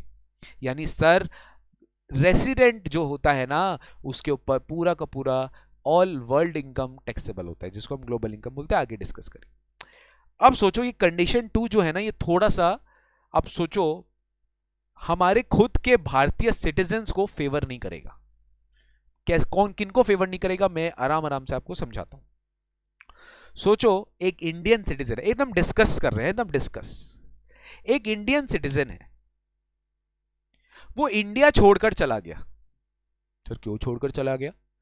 क्योंकि उसे बाहर नौकरी मिल गई थी। मान लो आप लोग सब जब सीएस सीएमए कर लोगे, है तो आप लोग इंडियन सिटीजन, प्रेज्यूम कर रहा हूं कि आप लोग सब इंडिया में ही हो, राइट? मैं प्रेज्यूम कर रहा हूं आप लोग सब इंडियन सिटीजन हो, कोई फॉरेन कंट्री से बंदा ये वीडियो नहीं देख रहा है। अगर आप इंडियन सिटीजन हो, आप क्लियर कर लिए एग्जाम, आपको वर्ल्ड के, इंडिया के बाहर कोई अच्छा अपॉर्चुनिटी मिलता है जॉब का, तो आप चले गए छोड़कर इंडिया, तो क्या वापस नहीं आओगे क्या यार? आओगे ना? मम्मी पापा है मिलने के लिए, parents, family, festival, Holi, Diwali, Christmas, new year, ये सब जो छुट्टी मिलती है, आओगे ना मम्मी पापा के साथ मिलने के लिए? आओगे? या कोई रिलेटिव इंडिया तो आएगा ना कभी तो आएगा। तो सरकार बोलती है देख भाई, अगर हमारे कोई इंडियन सिटीजन है और वो इंडिया छोड़कर जॉब करने के लिए बाहर गया, तो उस पर कंडीशन 2 नहीं लगाएंगे, नहीं लगाएंगे कंडीशन 2। क्यों नहीं लगाएंगे? कभी सोचा है? सोचो थोड़ा, क्यों नहीं लगाएंगे? क्योंकि वो अगर 60 डेज आ गए इंडिया में, मतलब पूरे साल में, अच्छा मैं आपको बताऊं, ये 60 डेज जरूरी नहीं है कि एक साथ आएगा, कुल मिला के 10 दिन, 5 दिन, 6 दिन, 8 दिन, अगर सब मिला के भी 60 डेज है तो 60 डेज है। That 60 days may not be a continuous period of stay. It can be bits and passes. Similarly, पिछले 4 साल में 365 डेज टोटल, यानी एवरेज में अगर आप करो 365 डिवाइड बाय 4, तो एवरेज में 90 डेज, रफली 92 डेज। तो सोचो अगर वो हर साल इंडिया में 90 डेज के लिए भी आता है, तो कंडीशन 2 के वजह से वो इंडिया का रेसिडेंट हो जाएगा, जबकि वो जॉब कहां कर रहा है? इंडिया के बाहर। तो फिर गवर्नमेंट ने बोला नहीं, ऐसा नहीं, कुछ कुछ केसेस में कंडीशन 2 नहीं लगाएंगे। Special cases where condition 2 applicable नहीं होगा। कुछ कुछ केसेस में कंडीशन 2 एप्लीकेबल नहीं करेंगे। क्यों नहीं करेंगे? बिकॉज कंडीशन 2 का एक अपना लिमिटेशन है। कंडीशन 2 लाने का मैं आपको पर्पस बताऊंगा, ये फॉरेनर्स को इंडिया में अट्रैक्ट करने के लिए किया गया। बट हमारे जो इंडियन सिटीजन है, जो इंडिया छोड़कर उल्टा जॉब करने के लिए बाहर जा रहे हैं, जिनका इनकम इंडिया के बाहर अराइज हो रहा है, वो बाहर रहते हैं, बीच बीच में इंडिया आते हैं अपने मम्मी पापा से मिलने, तो सर उसके लिए हम इंडिया में उनको रेसिडेंट नहीं मानेंगे, तो कंडीशन 2 उन पे हटा देंगे। एक केस ये हुआ। दूसरा केस पता है, जो इंडियन नेवी, आपको पता है इंडियन नेवी में अगर आप लोग के फैमिली मेंबर्स में कोई काम करते हैं या फिर आप जानते होंगे, so you should be knowing this fact that वो लोग लंबे समय के लिए बाहर जाते तो एक साथ चले जाते हैं। मान लो अगर शिप में जाना पड़ा तो 8 महीना, 9 महीना, 10 महीना वो लोग शिप में रहते हैं। They stay in ship only. और वो शिप जो बाहर जाता है, यानी कंट्री के बाहर जाता है, वो फॉरेन कंट्री में जाता है। तो सर जो शिप के बाहर जा रहे हैं, जो शिप में बैठकर as a member of crew of an Indian ship बाहर जा रहे हैं, और बीच बीच में अगर मान लो इंडिया में आ गए लौट के, कुछ मतलब ऑब्वियसली जब शिप वापस लौट के आएगा तो थोड़ा देर इंडिया में रहेगा ना यार, तो क्या उनके वजह से हम इंडिया में उनका रेसिडेंशियल स्टेटस कर ले, जबकि मेजॉरिटी पीरियड तो वो शिप में रहा जो शिप इंडिया के बाहर था? ऐसा नहीं करेंगे। सो गवर्नमेंट ने क्या किया कि कंडीशन 2 को नॉट एप्लीकेबल कर दिया उन इंडियन सिटीजन के लिए जो इंडिया छोड़कर जा रहे हैं, जो इंडिया छोड़कर जा रहे हैं for the purpose of employment outside India, job करने के लिए, या as a member of crew of an Indian ship, या as a member of crew of an Indian ship. Crew member of Indian ship के लिए आप वो बाहर जा रहे हो, ठीक है? The period of stay in India for a crew member shall not include the period. अब जो क्रू मेंबर इंडिया के बाहर जा रहा है, अब मुझे बताइए जितना टाइम वो शिप में बिताएगा, उतना टाइम तो वो इंडिया में नहीं है, क्योंकि शिप इंडिया के बाहर जा रहा है। तो जितना टाइम वो शिप में बिताएगा उतना टाइम आप उसे इंडिया में नहीं मानोगे। यानी अगर आपको बता दिया एग्जाम में कि आप 120 डेज शिप में बिताए हैं, तो आप इंडिया में कितना बिताए, बैक कैलकुलेट करके हम निकाल लेंगे 365 माइनस 120, बैक कैलकुलेट करके हम निकाल लेंगे 365 माइनस 120, यानी 245 दिन आप इंडिया में बिताए। तो गाइस बहुत इंटरेस्टिंग है, मजा आ जाएगा। मतलब मैं बता रहा हूं ना, अगर मतलब इतना इंटरेस्टिंग सब्जेक्ट है टैक्स की, पूछो, हर एक चीज का लॉजिक है। 182 और मोर नहीं रहा, 60 डेज और मोर current year along with this previous 4 years में 365 डेज और मोर रह लिया, तो अब इंडिया के रेसिडेंट हो गए। लेकिन ये सेकंड कंडीशन थोड़ा हार्श है।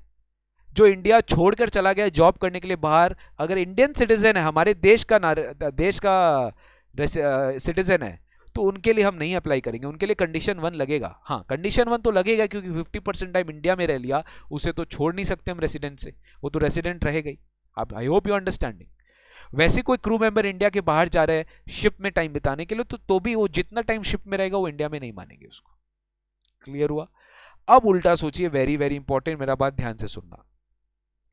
अगर कोई वैसे ही बाहर से इंडिया विजिट करने के लिए आ रहा है, अभी अभी जो बाहर से इंडिया आ रहा है, कोई इंडियन सिटीजन ही आ रहा है, देखिए फॉरेनर के लिए बात नहीं हुआ, इंडियन सिटीजन ही आ रहा है, तो इंडियन सिटीजन अगर इंडिया विजिट करने के लिए आया, इंडियन सिटीजन अगर इंडिया विजिट करने के लिए आया, तो भी उसके ऊपर कंडीशन 2 एप्लीकेबल नहीं होगा।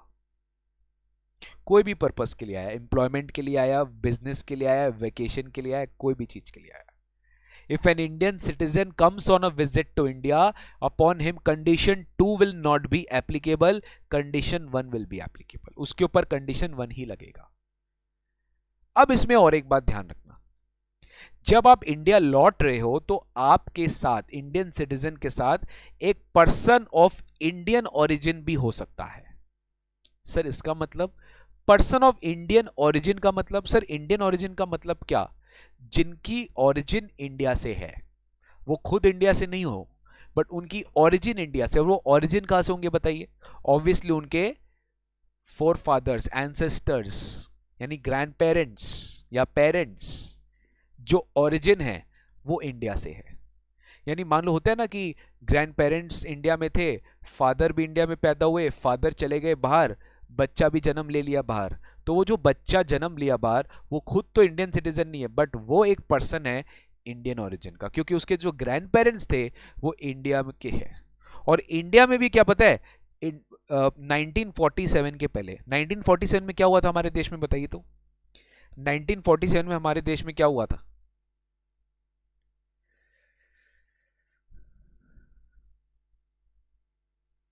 सो 1947 में इंडिपेंडेंट हुआ था इंडिया, राइट? तो प्री इंडिपेंडेंस अनडिवाइडेड इंडिया में, क्या बोल रहा हूं मैं, अनडिवाइडेड इंडिया में, अनडिवाइडेड इंडिया में 1947 के पहले वो ग्रैंड पेरेंट्स बॉर्न हुए थे, तब जाके मैं इंडियन ओरिजिन का माना जाऊंगा। और मैं भी अगर इंडिया विजिट करने के लिए आ रहा हूं ना, तो मेरे पे इनकम टैक्स कंडीशन 2 के हिसाब से नहीं लगेगा, मतलब कंडीशन 2 मेरे पे एप्लीकेबल नहीं होगा अगर मैं एक इंडियन सिटीजन हूं या इंडियन। सर मतलब इंडियन सिटीजन के लिए आपको थोड़ा सा कॉशियस रखना है कि अगर हम खुद इंडिया के बाहर जा रहे हैं जॉब करने के लिए, या हम विजिट करने के लिए इंडिया आ रहे हैं, तो हमारे ऊपर कोई कंडीशन 2 नहीं लगेगा, कंडीशन 1 लगेगा। अब सबसे बड़ा अमेंडमेंट, सबसे बड़ा चेंज फाइनेंस एक्ट 2020, सबसे बड़ा चेंज फाइनेंस एक्ट 2020 जो इंडिया में आ चुका है, और मई 21, नवंबर 21 एग्जाम्स के लिए फर्स्ट टाइम एप्लीकेबल हो रहा है। तो आपको ये समझने की दरकार है कि इन्होंने क्या चेंज किया, कि जो इंडियन सिटीजन इंडिया विजिट करने के लिए आ रहे हैं, तो उनके ऊपर तो कंडीशन नंबर 2 अप्लाई किया नहीं, तो उनके ऊपर क्या अप्लाई किया, कंडीशन 1 अभी अभी चेक किए। तो उनके ऊपर अगर कंडीशन 1 अप्लाई हो रहा है, उनके ऊपर कंडीशन 2 अप्लाई नहीं हो रहा है, तो कंडीशन 1 क्या बोलता है, 182 पे रेसिडेंट बनाएंगे। कंडीशन 1 क्या बोलता है, 182 स्टे करेगा तो रेसिडेंट बनाएंगे। यहीं पे चेंज आ गया, यहीं पे चेंज आ गया कि नहीं, ऐसा नहीं होगा। जो इंडियन सिटीजन विजिट करने के लिए इंडिया आ रहा है उसको 182 पे रेसिडेंट बनाएंगे। बहुत बहुत बहुत ज्यादा स्ट्रिक्ट है, स्ट्रिक्ट मतलब लूज है। 182 बिताएगा तब रेसिडेंट बनाएगा, नहीं ऐसा नहीं होगा। अगर वो इनकम, अगर वो इंडियन सिटीजन बहुत हाई नेटवर्थ का आदमी होगा, हाई नेटवर्थ का आदमी मतलब वो इंडिया में ऑलरेडी 15 लाख से ज्यादा का इनकम कमा रहा है, वो इंडिया में ऑलरेडी 15 लाख रुपए, 15 लाख रुपीस से ज्यादा का इनकम कमा रहा है इंडिया में, तो सरकार बोलेगी कि नहीं, उसको 182 नहीं, उसको 120 डेज होते ही हम रेसिडेंट बना देंगे। ये बहुत बड़ा चेंज है जो नवंबर 20, दिसंबर 20 के बच्चों को नहीं पता होगा, बट मई 21 और नवंबर 21 के बच्चों को पता होना चाहिए, बिकॉज ये आपके सिलेबस में है कि अगर हम इंडियन सिटीजन है या इंडियन पर्सन ओरिजिन के पर्सन है और हम इंडिया विजिट करने के लिए आ रहे हैं, तो सर आपके ऊपर कंडीशन 2 नहीं लगेगा, एकदम क्लियर है सर। बट कंडीशन 1 भी लगेगा विद मॉडिफाइड कंडीशन 1 लगेगा, which is saying 120 days not 182 days.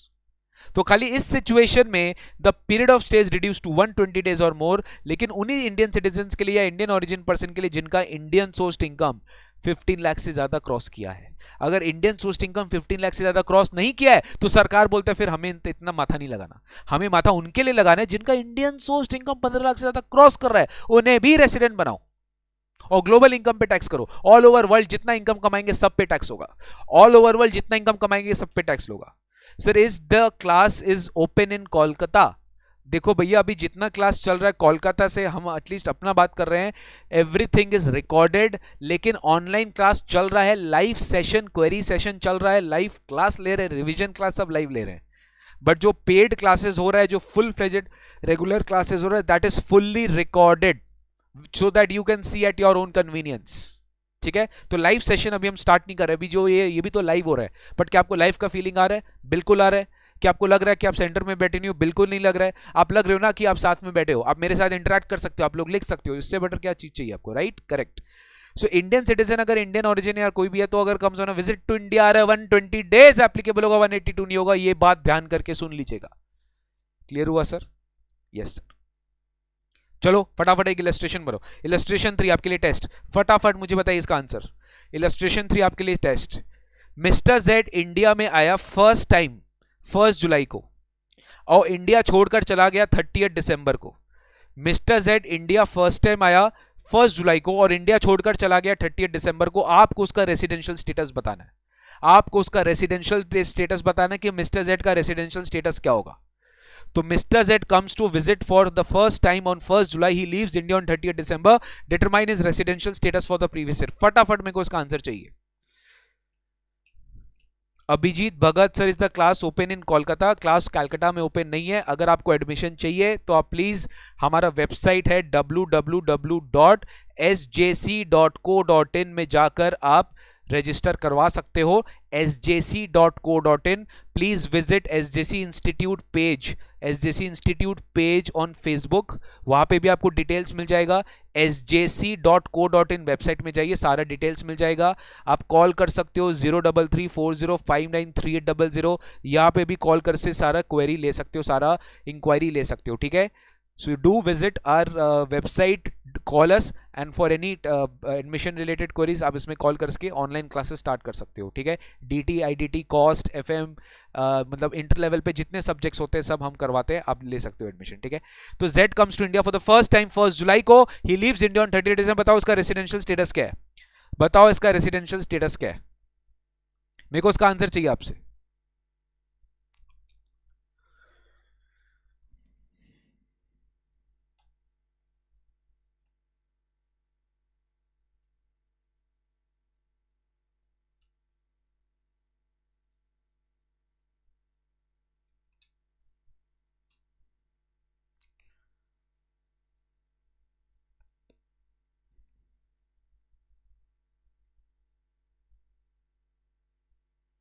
Ajay Kumar बोल रहे हैं रेसिडेंट नहीं होगा, non resident, he is not a resident, not resident. आप लोग बोल रहे हैं रेसिडेंट नहीं होगा। ओके, मैं no, any other answer, any other answer? Sir आप लोग गलत बोल रहे हैं, ये 1 जुलाई से 30 दिसंबर तक इंडिया में था, ये 1 जुलाई से 30 दिसंबर तक इंडिया में था। ये इंडिया आया 1 जुलाई को और 30 दिसंबर तक वो इंडिया में था, वो इंडिया छोड़ा है 30 दिसंबर को। तो बताइए 1 जुलाई से 30 दिसंबर में कितना डेज आता है? जुलाई में पूरा, जिस दिन इंडिया आया उस दिन में हम इंडिया में मानेंगे उसको, और जिस दिन वो इंडिया छोड़कर गया उस दिन वो इंडिया में ही इंक्लूड करेंगे उसका स्टे। तो 1 जुलाई वो इंडिया में था, तो 1 जुलाई, जुलाई में कितना डेज होता है? 31। जून में कितना होता है? 30। जुलाई में कितना होता है? 31। अगस्त में कितना होता है? 31। सितंबर में कितना होता है? 30। अक्टूबर में कितना होता है? 31। नवंबर में कितना होता है? 30। और दिसंबर में कितना होता है? 30। इनको टोटल करिए, कितना आ रहा है? ये सब डेज को टोटल करिए कितना आ रहा है, it is coming to 183 days, it is coming to 183 days. Sir condition number 1 fulfil हो गया है, 182 और मोर, एक दिन ज्यादा, तो ही इज अ रेसिडेंट। बाकी लोग नॉन रेसिडेंट क्यों बोले मेरे को समझ में नहीं आया। हाउ कैन यू से, क्या कंडीशन 1 नहीं था? हाँ कंडीशन 2 समझते हैं, इंडिया में पहली बार आया तो पिछले 4 साल इंडिया नहीं था तो कंडीशन 2 एप्लीकेबल नहीं होगा, बट कंडीशन 1 तो एप्लीकेबल होगा ना भाई जी। हाउ कैन यू से दिस? यस, अभिजीत भगत बहुत सही आंसर दिया, एब्सोल्युटली। थोड़ा माथा भी लगाए ना, जुलाई से दिसंबर ऑलमोस्ट 6 मंथ्स कवर हो गया है, 182 और मोर है, रेसिडेंट है इंडिया का, ठीक है ना। यस देवेशीष झा 183 डेज है सो रेसिडेंट। चलिए इलस्ट्रेशन 4 आपके लिए सेकंड अपॉर्चुनिटी, फटाफट इसका करेक्ट आंसर दीजिए, फटाफट इसका करेक्ट आंसर दीजिए। Mister Ram is an Indian citizen, Indian citizen, Indian citizen, Indian citizen. मैं बार बार जानबूझ के क्यों इंडियन सिटीजन बोला, आपको समझ में आ गया होगा। He left India on 22nd September for the first time to work as an officer of the German company. Mister Ram Indian citizen था और इंडिया छोड़कर 22 सितंबर को चला गया, 22 सितंबर को इंडिया छोड़कर चला गया और फर्स्ट टाइम गया officer of a German company के तरह, जर्मन कंपनी में काम करेगा, ऑफिसर बन के काम करेगा। वो इंडिया का रेसिडेंट है कि नहीं आपको बताना है। तो इलस्ट्रेशन 4 का मुझे आंसर चाहिए, इलस्ट्रेशन 4 का मुझे आंसर चाहिए गाइस।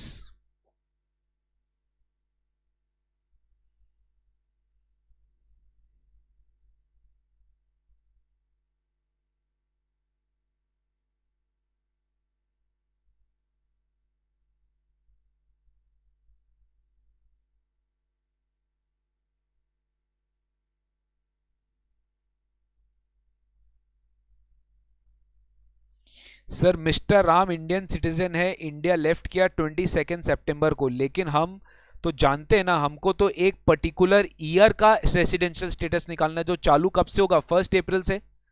तो हम 1 अप्रैल से 22 सितंबर के बीच में जो डेज है वो निकालेंगे। हम 1 अप्रैल से 22 सितंबर में वो कितना दिन इंडिया में उस साल माना जाएगा, बिकॉज 22 सितंबर को वो इंडिया छोड़ दिया,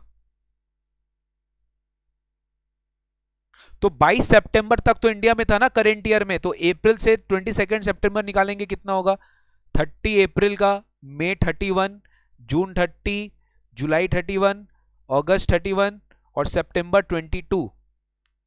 तो निकालो कितना है, 30 plus 31 plus 30 plus 31 plus 31 plus 22, 175 days. Condition 1 के हिसाब से वो रेसिडेंट नहीं है क्योंकि वो इंडिया में 175 डेज रहा है, तो कंडीशन 1 फुलफिल नहीं होगा। लेकिन व्हाट अबाउट कंडीशन 2? कंडीशन 2 बोलता है कि वो 60 डेज से करंट ईयर में रहना चाहिए प्लस पिछले 4 साल में 365 और मोर रहना चाहिए। सर अगर आप कंडीशन 2 देखो तो कंडीशन 2 यहां फुलफिल होगा क्योंकि करंट ईयर में वो 175 डेज से ज्यादा 175 रहा है, विच इज मोर देन 60। और यहां बोलता है कि वो फर्स्ट टाइम इंडिया छोड़ा, यानी उसके पिछले सालों तक वो हमेशा ही इंडिया में था, उसके पिछले ईयर्स तक he was always in India. Accordingly since he was always in India, उसका रेसिडेंशियल स्टेटस क्या होना चाहिए सर, सिटीजन। कंडीशन 2 के हिसाब से वो रेसिडेंट होना चाहिए, लेकिन सर आपने तो गूगली फेंक दिया। कंडीशन 2 ये इस पे एप्लीकेबल नहीं होगा क्योंकि वो इंडियन सिटीजन है, इंडिया छोड़कर जॉब करने के लिए जा रहा है। तो कंडीशन 2 तो सर हमें चेक ही नहीं करना था, हमें कंडीशन 1 चेक करना था सर, राइट। और कंडीशन 1 175 डेज बोलता है इस केस में, और 182 होना चाहिए। तो ये क्या हो गया, नॉन रेसिडेंट। ये हो गया नॉन रेसिडेंट सर, इलस्ट्रेशन 4 हो गया नॉन रेसिडेंट। अब स्टूडेंट लोग कंफ्यूज हो रहा होगा, सर आप तो 120 बोले थे, बट 120 किसके लिए बोला था, जो इंडिया छोड़कर जाता है उसके लिए नहीं, जो इंडिया लौट के आ रहा है उसके लिए, जो इंडिया विजिट करने के लिए आया उसके लिए हम 120 डेज में रिड्यूस करेंगे। बट जो इंडिया छोड़ के चला गया उसके लिए हम कोई 120 डेज में रिड्यूस नहीं करने वाले सर, नहीं करने वाले। समझ गए क्या भाई? यस सर ये रेसिडेंट है। इलस्ट्रेशन 4 में नॉन रेसिडेंट है, ध्यान रखिएगा, क्योंकि ये 175 है 182 से कम, 175 है 182 से कम. So in this case the answer is these are non-resident. Okay, चलिए the next concept is ध्यान से समझो. The next concept is एक बहुत ही वेग प्रोविजन है इंडिया में जो अभी रिसेंटली इंट्रोड्यूस किया है, deemed resident in India. Deemed resident in India. Deemed resident मतलब सर फर्क नहीं पड़ता कि आप इंडिया में कितना दिन रहे हो, फिर भी आपको रेसिडेंट मान लिया जाएगा. क्या बोल रहे हो सर, हार्ट अटैक दिलाओगे? यस, ये बात ही ऐसा है, ये बात ही ऐसा है. फर्क नहीं पड़ता कि आप इंडिया में कितना रहे हो, फिर भी आप इंडिया के रेसिडेंट माने जा सकते हो अगर आप इंडियन सिटीजन हो. तो अगर आप इंडियन सिटीजन हो, अगर आप इंडियन सिटीजन हो और आप इंडियन सोर्स्ड इनकम से 15 लाख से ज्यादा कमा रहे हो, मतलब इंडिया में जितने भी सोर्सेज है सब मिला के अगर आप 15 लाख से ज्यादा कमा रहे हो इंडिया में, मैंने number of days of stay बात नहीं किया अभी तक, आप इंडियन सिटीजन हो, आप 15 लाख से ज्यादा कमा रहे हो अदर देन फॉरेन सोर्सेज, मतलब इंडियन सोर्सेज से आप 15 लाख से ज्यादा कमा रहे हो, तो आपको इंडिया में रेसिडेंट मान लिया जाएगा उस साल में जिस साल आप 15 लाख से ज्यादा कमा रहे हो, अगर आप किसी दूसरे कंट्री में रेसिडेंट नहीं हो. आप दूसरे कंट्री में ट्रैवल कर रहे हो, दूसरे कंट्री का रेसिडेंशियल स्टेटस का भी प्रोविजन है, जैसे इंडिया का प्रोविजन है, यूएस का भी है, कनाडा का भी है, यूके का भी है, सिंगापुर का भी है, रशिया का भी है, सबका अपना अपना रेसिडेंशियल स्टेटस का प्रोविजन है. आप दूसरे कंट्री में भी रहते हो, दूसरे कंट्री में भी ट्रैवल करते हो, आप हो इंडियन सिटीजन बट वहां के भी रेसिडेंट नहीं हो भाई, तो है कहां के रेसिडेंट? आप इंडिया के रेसिडेंट हो, आप इंडिया के रेसिडेंट हो गाइस, आप इंडिया के रेसिडेंट हो. यानी first time ever in India finance act 20 ने एक बेघर आदमी को घर दे दिया. बोला कि भाई जी तू इंडिया में नहीं रहता, फिर भी तू इंडिया का रेसिडेंट मान लिया जाएगा अगर तू इंडिया में मेजरली कमा रहा है, यानी 15 लाख से ज्यादा कमा रहा है, and you are not liable to tax in any other country or territory by because of your domicile or residence or any other criteria of similar nature. मतलब सर दूसरा कंट्री का भी मैं रेसिडेंशियल स्टेटस का provision condition meet नहीं कर रहा हूं, मतलब मैं सारे कंट्रीज में नॉन रेसिडेंट हूं, तब फिर आप इंडिया वाला बोलेगा तू तो मेरा अपना है भाई, मेरा अपना जिगर का टुकड़ा है, हमारा इंडिया सिटीजन है, और तेरा फॉरेन सोर्स इनकम को छोड़ के इंडियन सोर्स इनकम 15 लाख से ज्यादा एक्सीड कर रहा है, तो तू आजा हमारे देश का, तू ड्रीम रेसिडेंट माना जाएगा. सर ये भी फाइनेंस एक्ट 20 में आया, जो दिसंबर 20 में एग्जाम दिए हैं उनको ये प्रोविजन के बारे में पता नहीं है, बट अभी मई 21 से एप्लीकेबल हो गया है. समझ गए? तो इसे इनकम टैक्स के भाषा में बोलते हैं stateless person is given deemed residential status in India. A stateless मतलब वो किसी भी स्टेट का नहीं है, state in normal tax parlance means country, वो किसी भी कंट्री का नहीं है, बट फिर भी उसको इंडिया का रेसिडेंट मान लिया जाएगा अगर वो इंडियन सिटीजन है तो. ओके समझ गए क्या सर? बिल्कुल समझ गए. अब देखिए, एक बार जब आप रेसिडेंट बन जाते हो ना, तो आपको फर्दर 2 क्लासिफिकेशन देखना पड़ता है. तो रेसिडेंट के लिए क्या रूल हुआ बताओ? कंडीशन 1, कंडीशन 2, कंडीशन 1 182 डेज और मोर, कंडीशन 2 60 डेज और मोर current year plus 365 days in the preceding 4 previous years. Condition 2 किसके लिए एप्लीकेबल नहीं है? इंडियन सिटीजन और पर्सन ऑफ इंडियन सिटीजन जो इंडिया छोड़कर जा रहा है जॉब करने के लिए इंडिया के बाहर, उसके लिए कंडीशन 2 एप्लीकेबल नहीं है, उसके लिए कंडीशन 1 एप्लीकेबल है.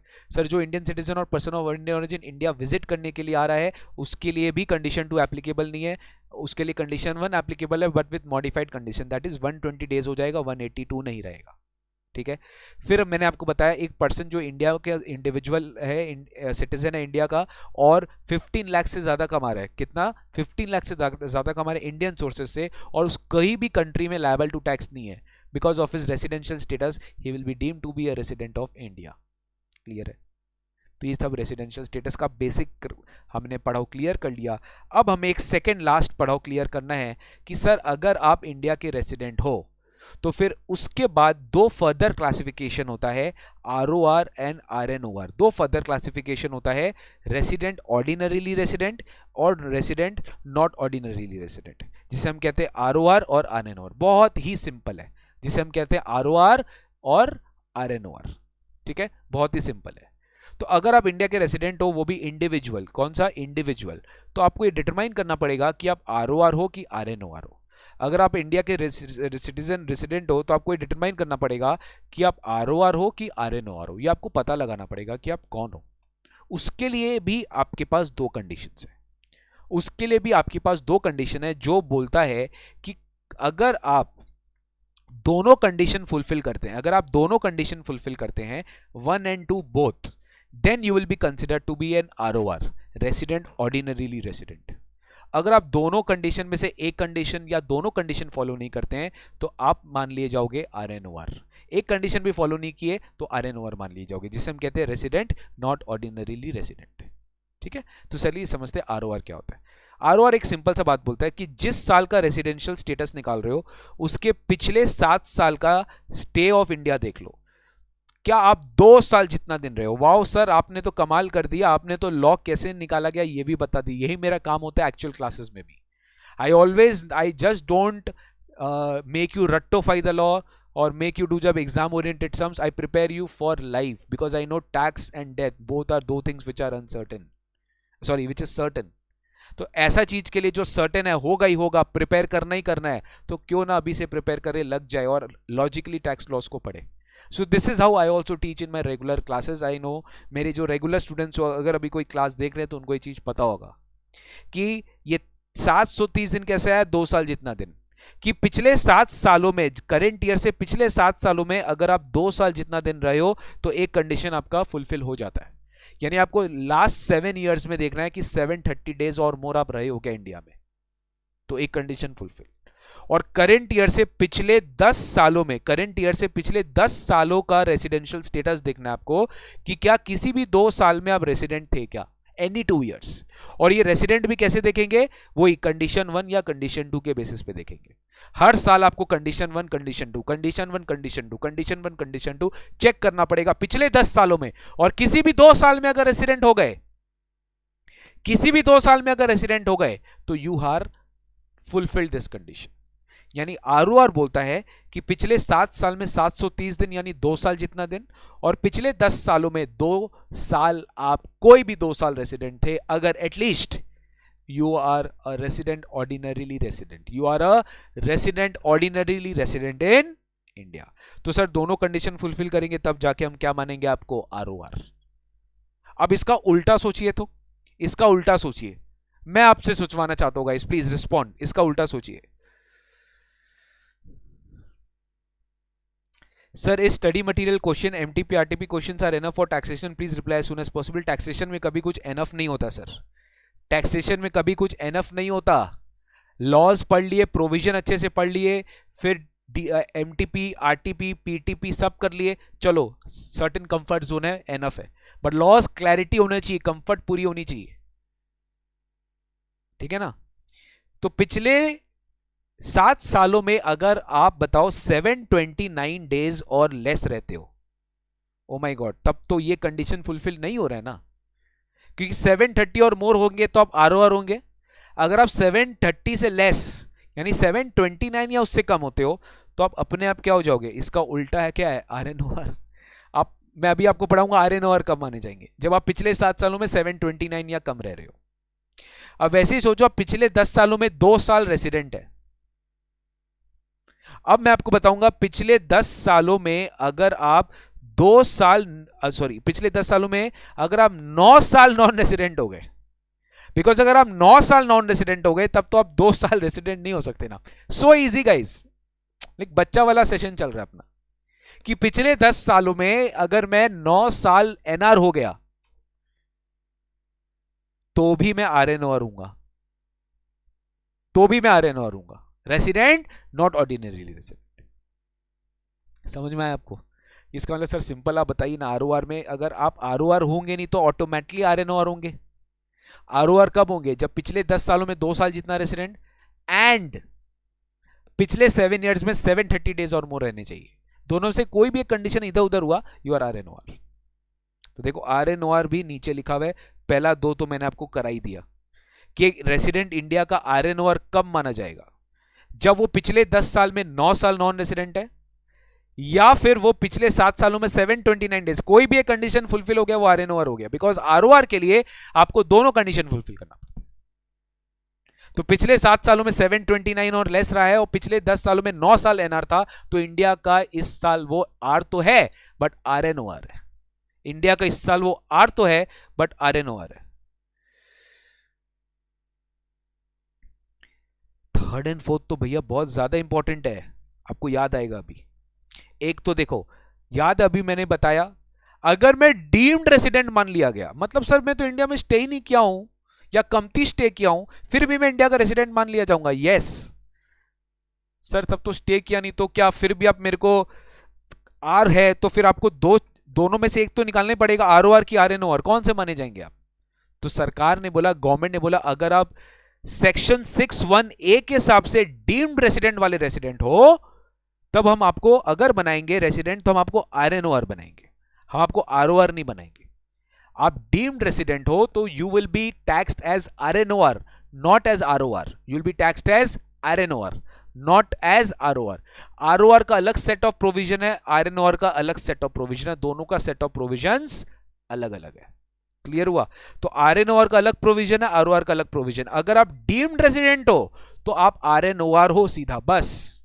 सिमिलरली अगर आपको याद है कि जो पर्सन विजिट करने के लिए आ रहे इंडिया, इंडियन सिटीजन, 15 लाख से ज्यादा का source, Indian source income 15 lakh से ज्यादा का है, तो उसके लिए 120 डेज लिमिट हो गया है, राइट? राइट। तो गाइस पता है, जिनका लिमिट 120 है और जो 120 से 182 के बीच में रह रहे हैं, जो 182 से ज्यादा रह लिए, तब तो वो कंडीशन 1 में आ गए, वो उस पे आरओआर आरएनओआर का दोनों कंडीशन एप्लीकेबल होगा। लेकिन यहां बोला जा रहा है कि अगर मैं इंडियन सिटीजन हूं, अगर मैं इंडियन सिटीजन हूं या पर्सन ऑफ इंडियन ओरिजिन हूं, इंडिया के बाहर रहता था, इंडिया विजिट करने के लिए आया और इंडियन सोर्स इनकम 15 लाख से ज्यादा क्रॉस किया, तो और मैं इंडिया 120 डेज और मोर रहा, ऑब्वियसली 120 के नीचे तो रेसिडेंट ही नहीं है भाई, 120 और मोर रहा और लेस देन 182 रहा, तब मैं डीम्ड आरएनओआर हो जाऊंगा। वाह सर, मजा आ गया, एकदम मजा आ गया मेरे को। तो मतलब क्लीन लॉ बनाया गया है। 182 और मोर होते ही चिंता का विषय खत्म, रेसिडेंट। और नेक्स्ट लेवल पे जाना है तो आरओआर आरएनओआर के लिए पिछले 10 साल, पिछला 7 साल, फिनिश्ड। लेकिन because of that special case, because of that special provision, एक इंडियन सिटीजन इंडिया विजिट करने के लिए आया, 15 लाख से ज्यादा का इंडियन सोर्स इनकम है, तो उसके लिए 120 कर दिए, तो उसको क्या उसके लिए भी एडिशनल कंडीशन चेक करना पड़ेगा? The answer is no. उसको भी डीम्ड क्या कर दिया गया है? आरएनओआर कर दिया गया है। लेकिन वो 182 से कम होना चाहिए, 120 182 से कम होना चाहिए, तब जाके उसको डीम्ड आरएनओआर करेंगे।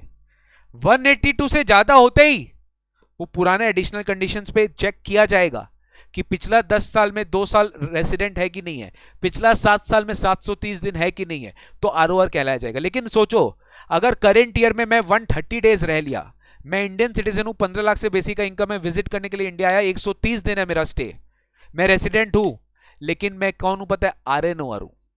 मेरे को फिर फर्दर आगे चेक नहीं करना पड़ेगा, मेरे को पुराना 7 साल में नहीं जाना पड़ेगा, मेरे को पुराना 10 साल में नहीं जाना पड़ेगा। I will be deemed to be a resident और and not ordinary resident.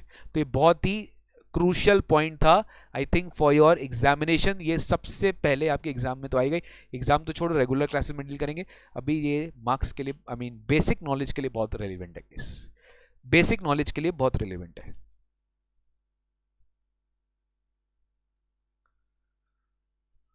After last attempt of IPCC, old course, new course, tax papers will be easy, no comments. और ये सब चीज में मैं बात भी नहीं करना चाहता कि पेपर कैसा आएगा, टफ इजी।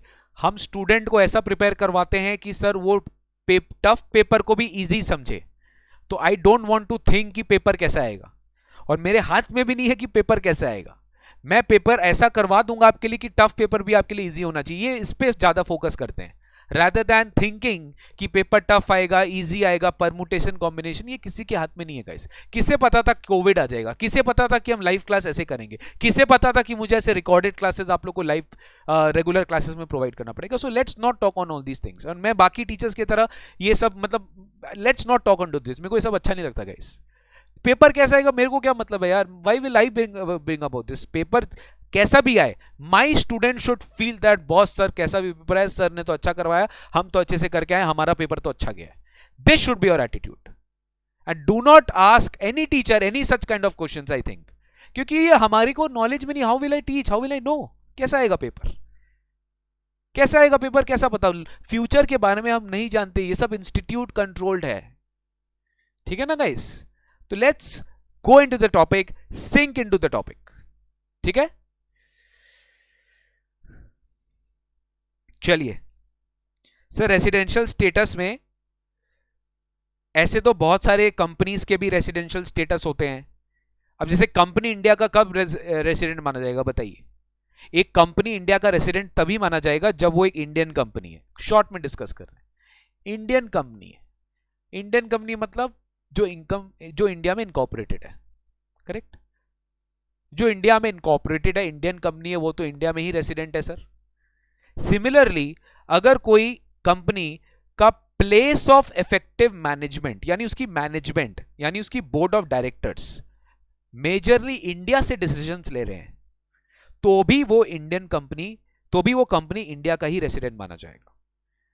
मतलब सर इंडियन कंपनी होते ही आंख बंद करके वो रेसिडेंट है, या उस कंपनी का इफेक्टिव मैनेजमेंट यानी मैनेजमेंट जो बोर्ड ऑफ डायरेक्टर्स है, जो पूरा पॉलिसी डिसीजंस लेते हैं, कंपनी का ओवरऑल डिसीजंस लेते हैं, अगर वो इंडिया से ले रहे हैं तो भी वो इंडिया के ही रेसिडेंट माने जाएंगे। सिंपल, ठीक है।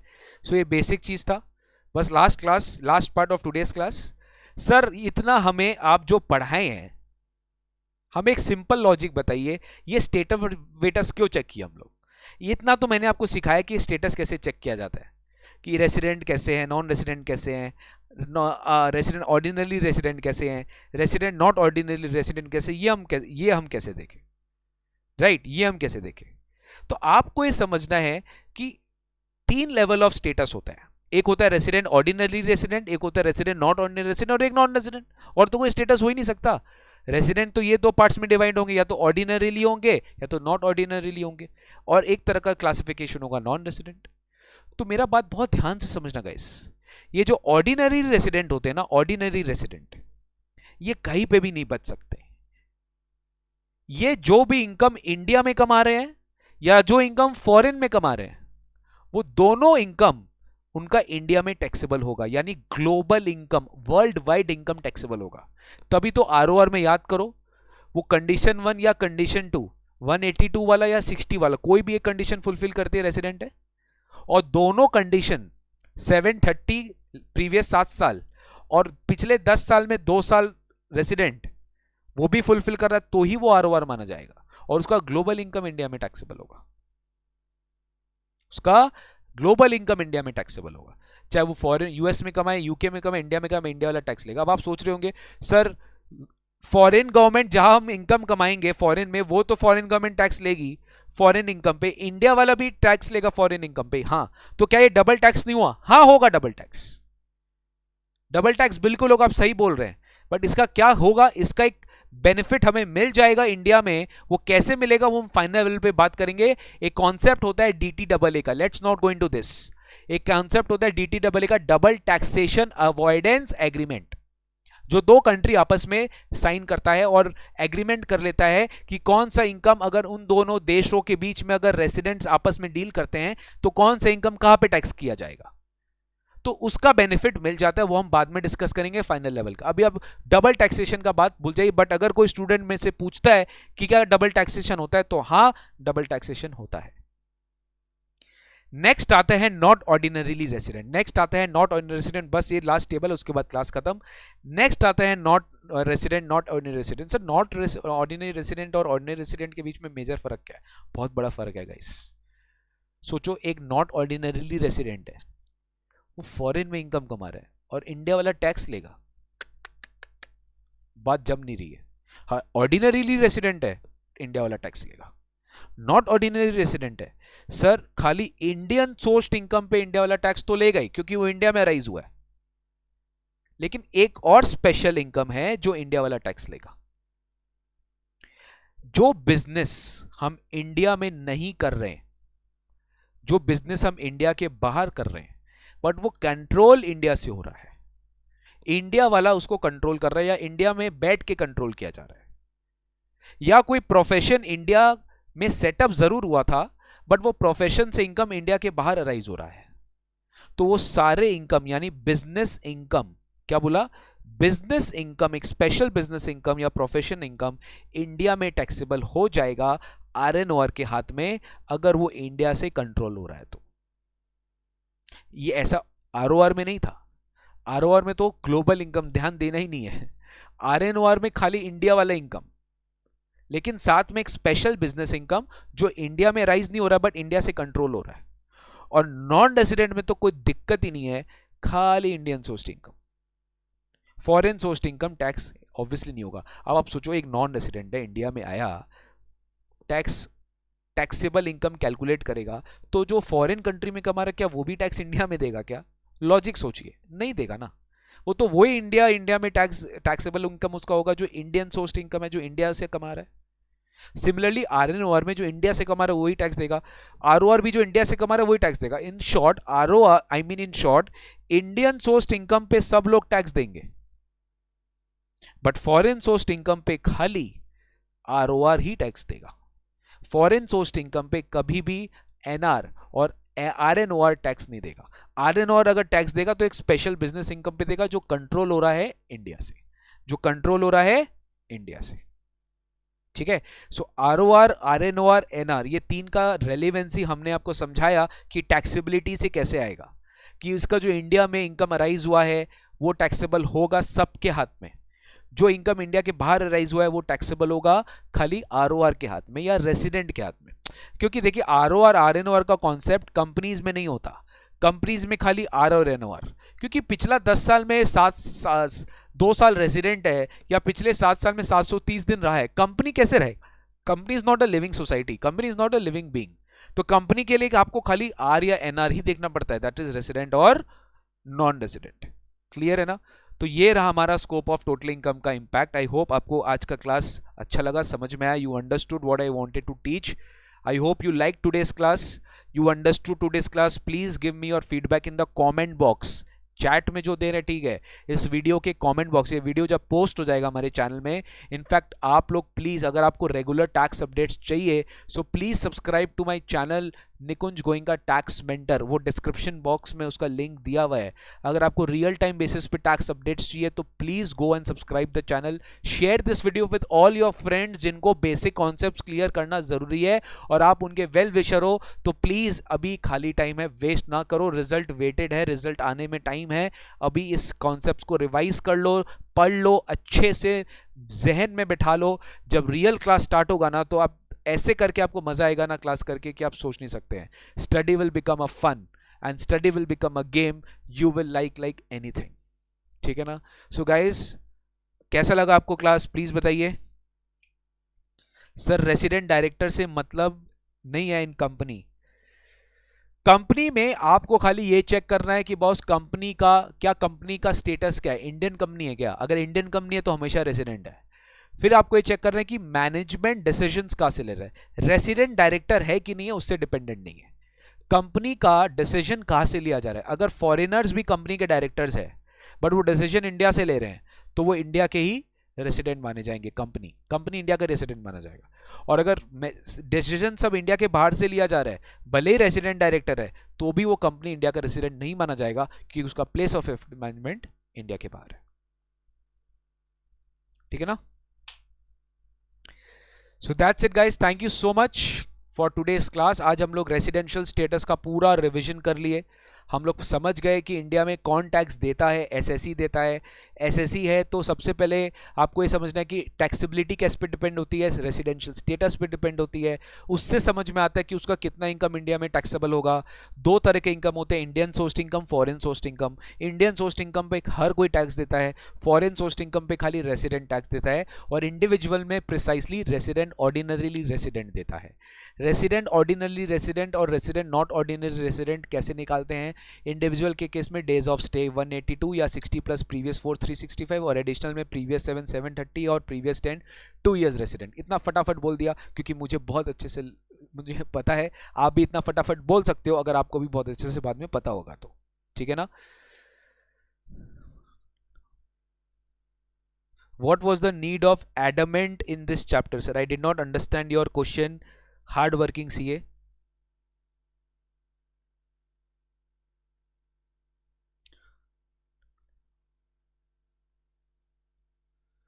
थैंक यू जय शर्मा, आज की क्लास बेस्ट रही, आपको मजा आया, बहुत अच्छा लगा, मेरा सफल रहा मेहनत।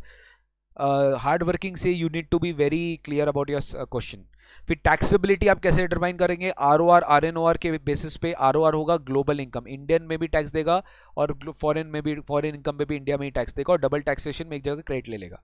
रेसिडेंट नॉट ऑर्डिनरी रेसिडेंट में खाली इंडियन सोर्स टैक्सेबल होगा, एनआर में भी खाली इंडियन सोर्स टैक्सेबल होगा, बट रेसिडेंट नॉट ऑर्डिनरी में एक और इनकम टैक्स होगा, वो बिजनेस इनकम जो इंडिया के बाहर अराइज हुआ है बट कंट्रोल इंडिया से हो रहा है, या वो प्रोफेशन इनकम जो इंडिया के बाहर अराइज हो रहा है बट सेटअप इंडिया में हो रहा है। ये सब भले ही फॉरेन सोर्स इनकम है, बट ये स्पेशल इनकम है जो आरएनओआर के हाथ में टैक्सेबल होगा।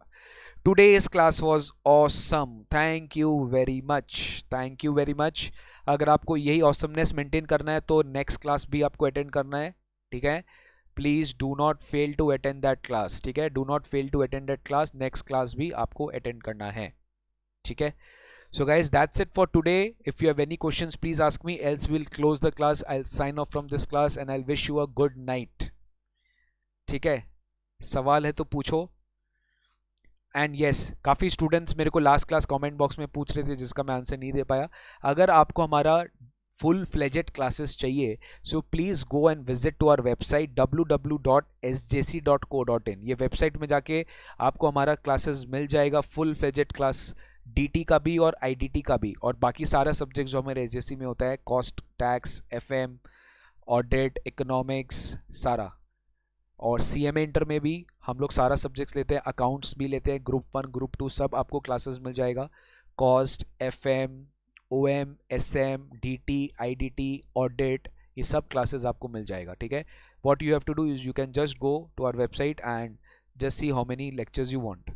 Sir, how many lectures will you take on YouTube? Parul Agarwal, as I have already said, 5 classes per subject will take. आज second class था, थर्ड क्लास लास्ट क्लास होगा इनकम टैक्स का, fourth and fifth class will be on GST, goods and services tax, that is indirect taxes, ठीक है। सो ये होगा हमारा। Sir ये लेक्चर्स की पीडीएफ मिल पाएगी क्या? यस, अगर आपको पीडीएफ चाहिए तो प्लीज़ ये जो वीडियो अभी मैं पोस्ट कर दूंगा ना, उस वीडियो के डिस्क्रिप्शन बॉक्स में आपका पूरा डिटेल रहेगा लिंक के साथ। आपको उस लिंक में क्लिक करना है, आपको अपने आप को रजिस्टर कराना है फ्री ऑफ कॉस्ट हमारे वेबसाइट में, अपना नाम डिटेल दे के। Once you log in, sign up, then you enroll for the course basics of taxation या basics of costing course का नाम लिखा हुआ रहेगा वहाँ पे। Then you can go to your dashboard से you can just click on my courses में जिस कोर्स को आप लिए वो आपका आ जाएगा। Under that go to view class slides में व्यू करते वो पीडीएफ आ जाएगा, ये पीडीएफ पूरा डाउनलोडेबल है, ठीक है, वो डाउनलोड कर लेना वहाँ पे, ठीक है। सर लेक्चर्स की फीस कितनी है? सर ये लेक्चर्स की कोई फीस नहीं है, फ्री ऑफ कॉस्ट है।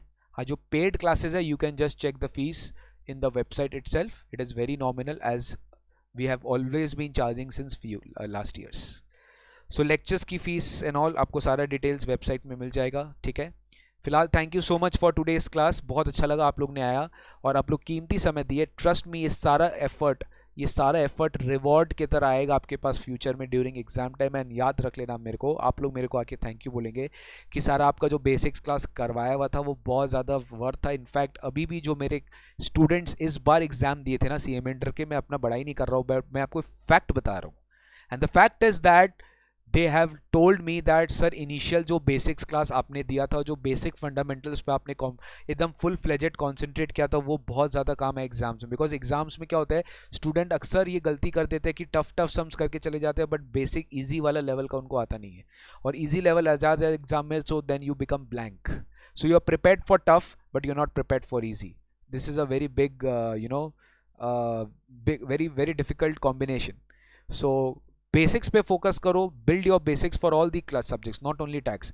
कल कॉस्ट का भी क्लास होगा, एफएम का क्लास होगा, टैक्स ऑडिट का क्लास होगा, आप सारा क्लासेस अटेंड करिएगा, but do not fail to do so. ठीक है ना sir? Thank you in advance, thank you so much, thank you very much, thank you guys, bye bye, take care, God bless you. Please subscribe to my channel Nikunj Goenka tax mentor if you want exclusive tax updates. I can guarantee you कि tax will be your favorite subject. ठीक है? Thank you so much, and also follow me on Instagram Nikunj Goenka _tax mentor, Nikunj Goenka _tax mentor, आपको मेरे Facebook profile में भी मिल जाएगा। To follow all the tax updates, मैं वहाँ पे भी शॉर्ट वीडियोस बना के डालता हूँ। इंस्टा में भी आप मेरे को फॉलो कर सकते हैं, माई Insta handle name is Nikunj Goenka without any space _tax mentor। ठीक है? Thank you so much guys, take care, bye bye, God bless you, good night, and stay healthy, stay safe, take care, stay at home। ठीक है, चलो bye bye, take care। Sir I really need your support for ever. Okay, always रहेगी, मैं अपने सारे students के साथ always रहूंगा, डू नॉट वरी। मेरा है ये favourite subject. Very good Aman, thank you, बहुत बढ़िया, दैट्स ग्रेट, बाय बाय, चलिए बाय बाय।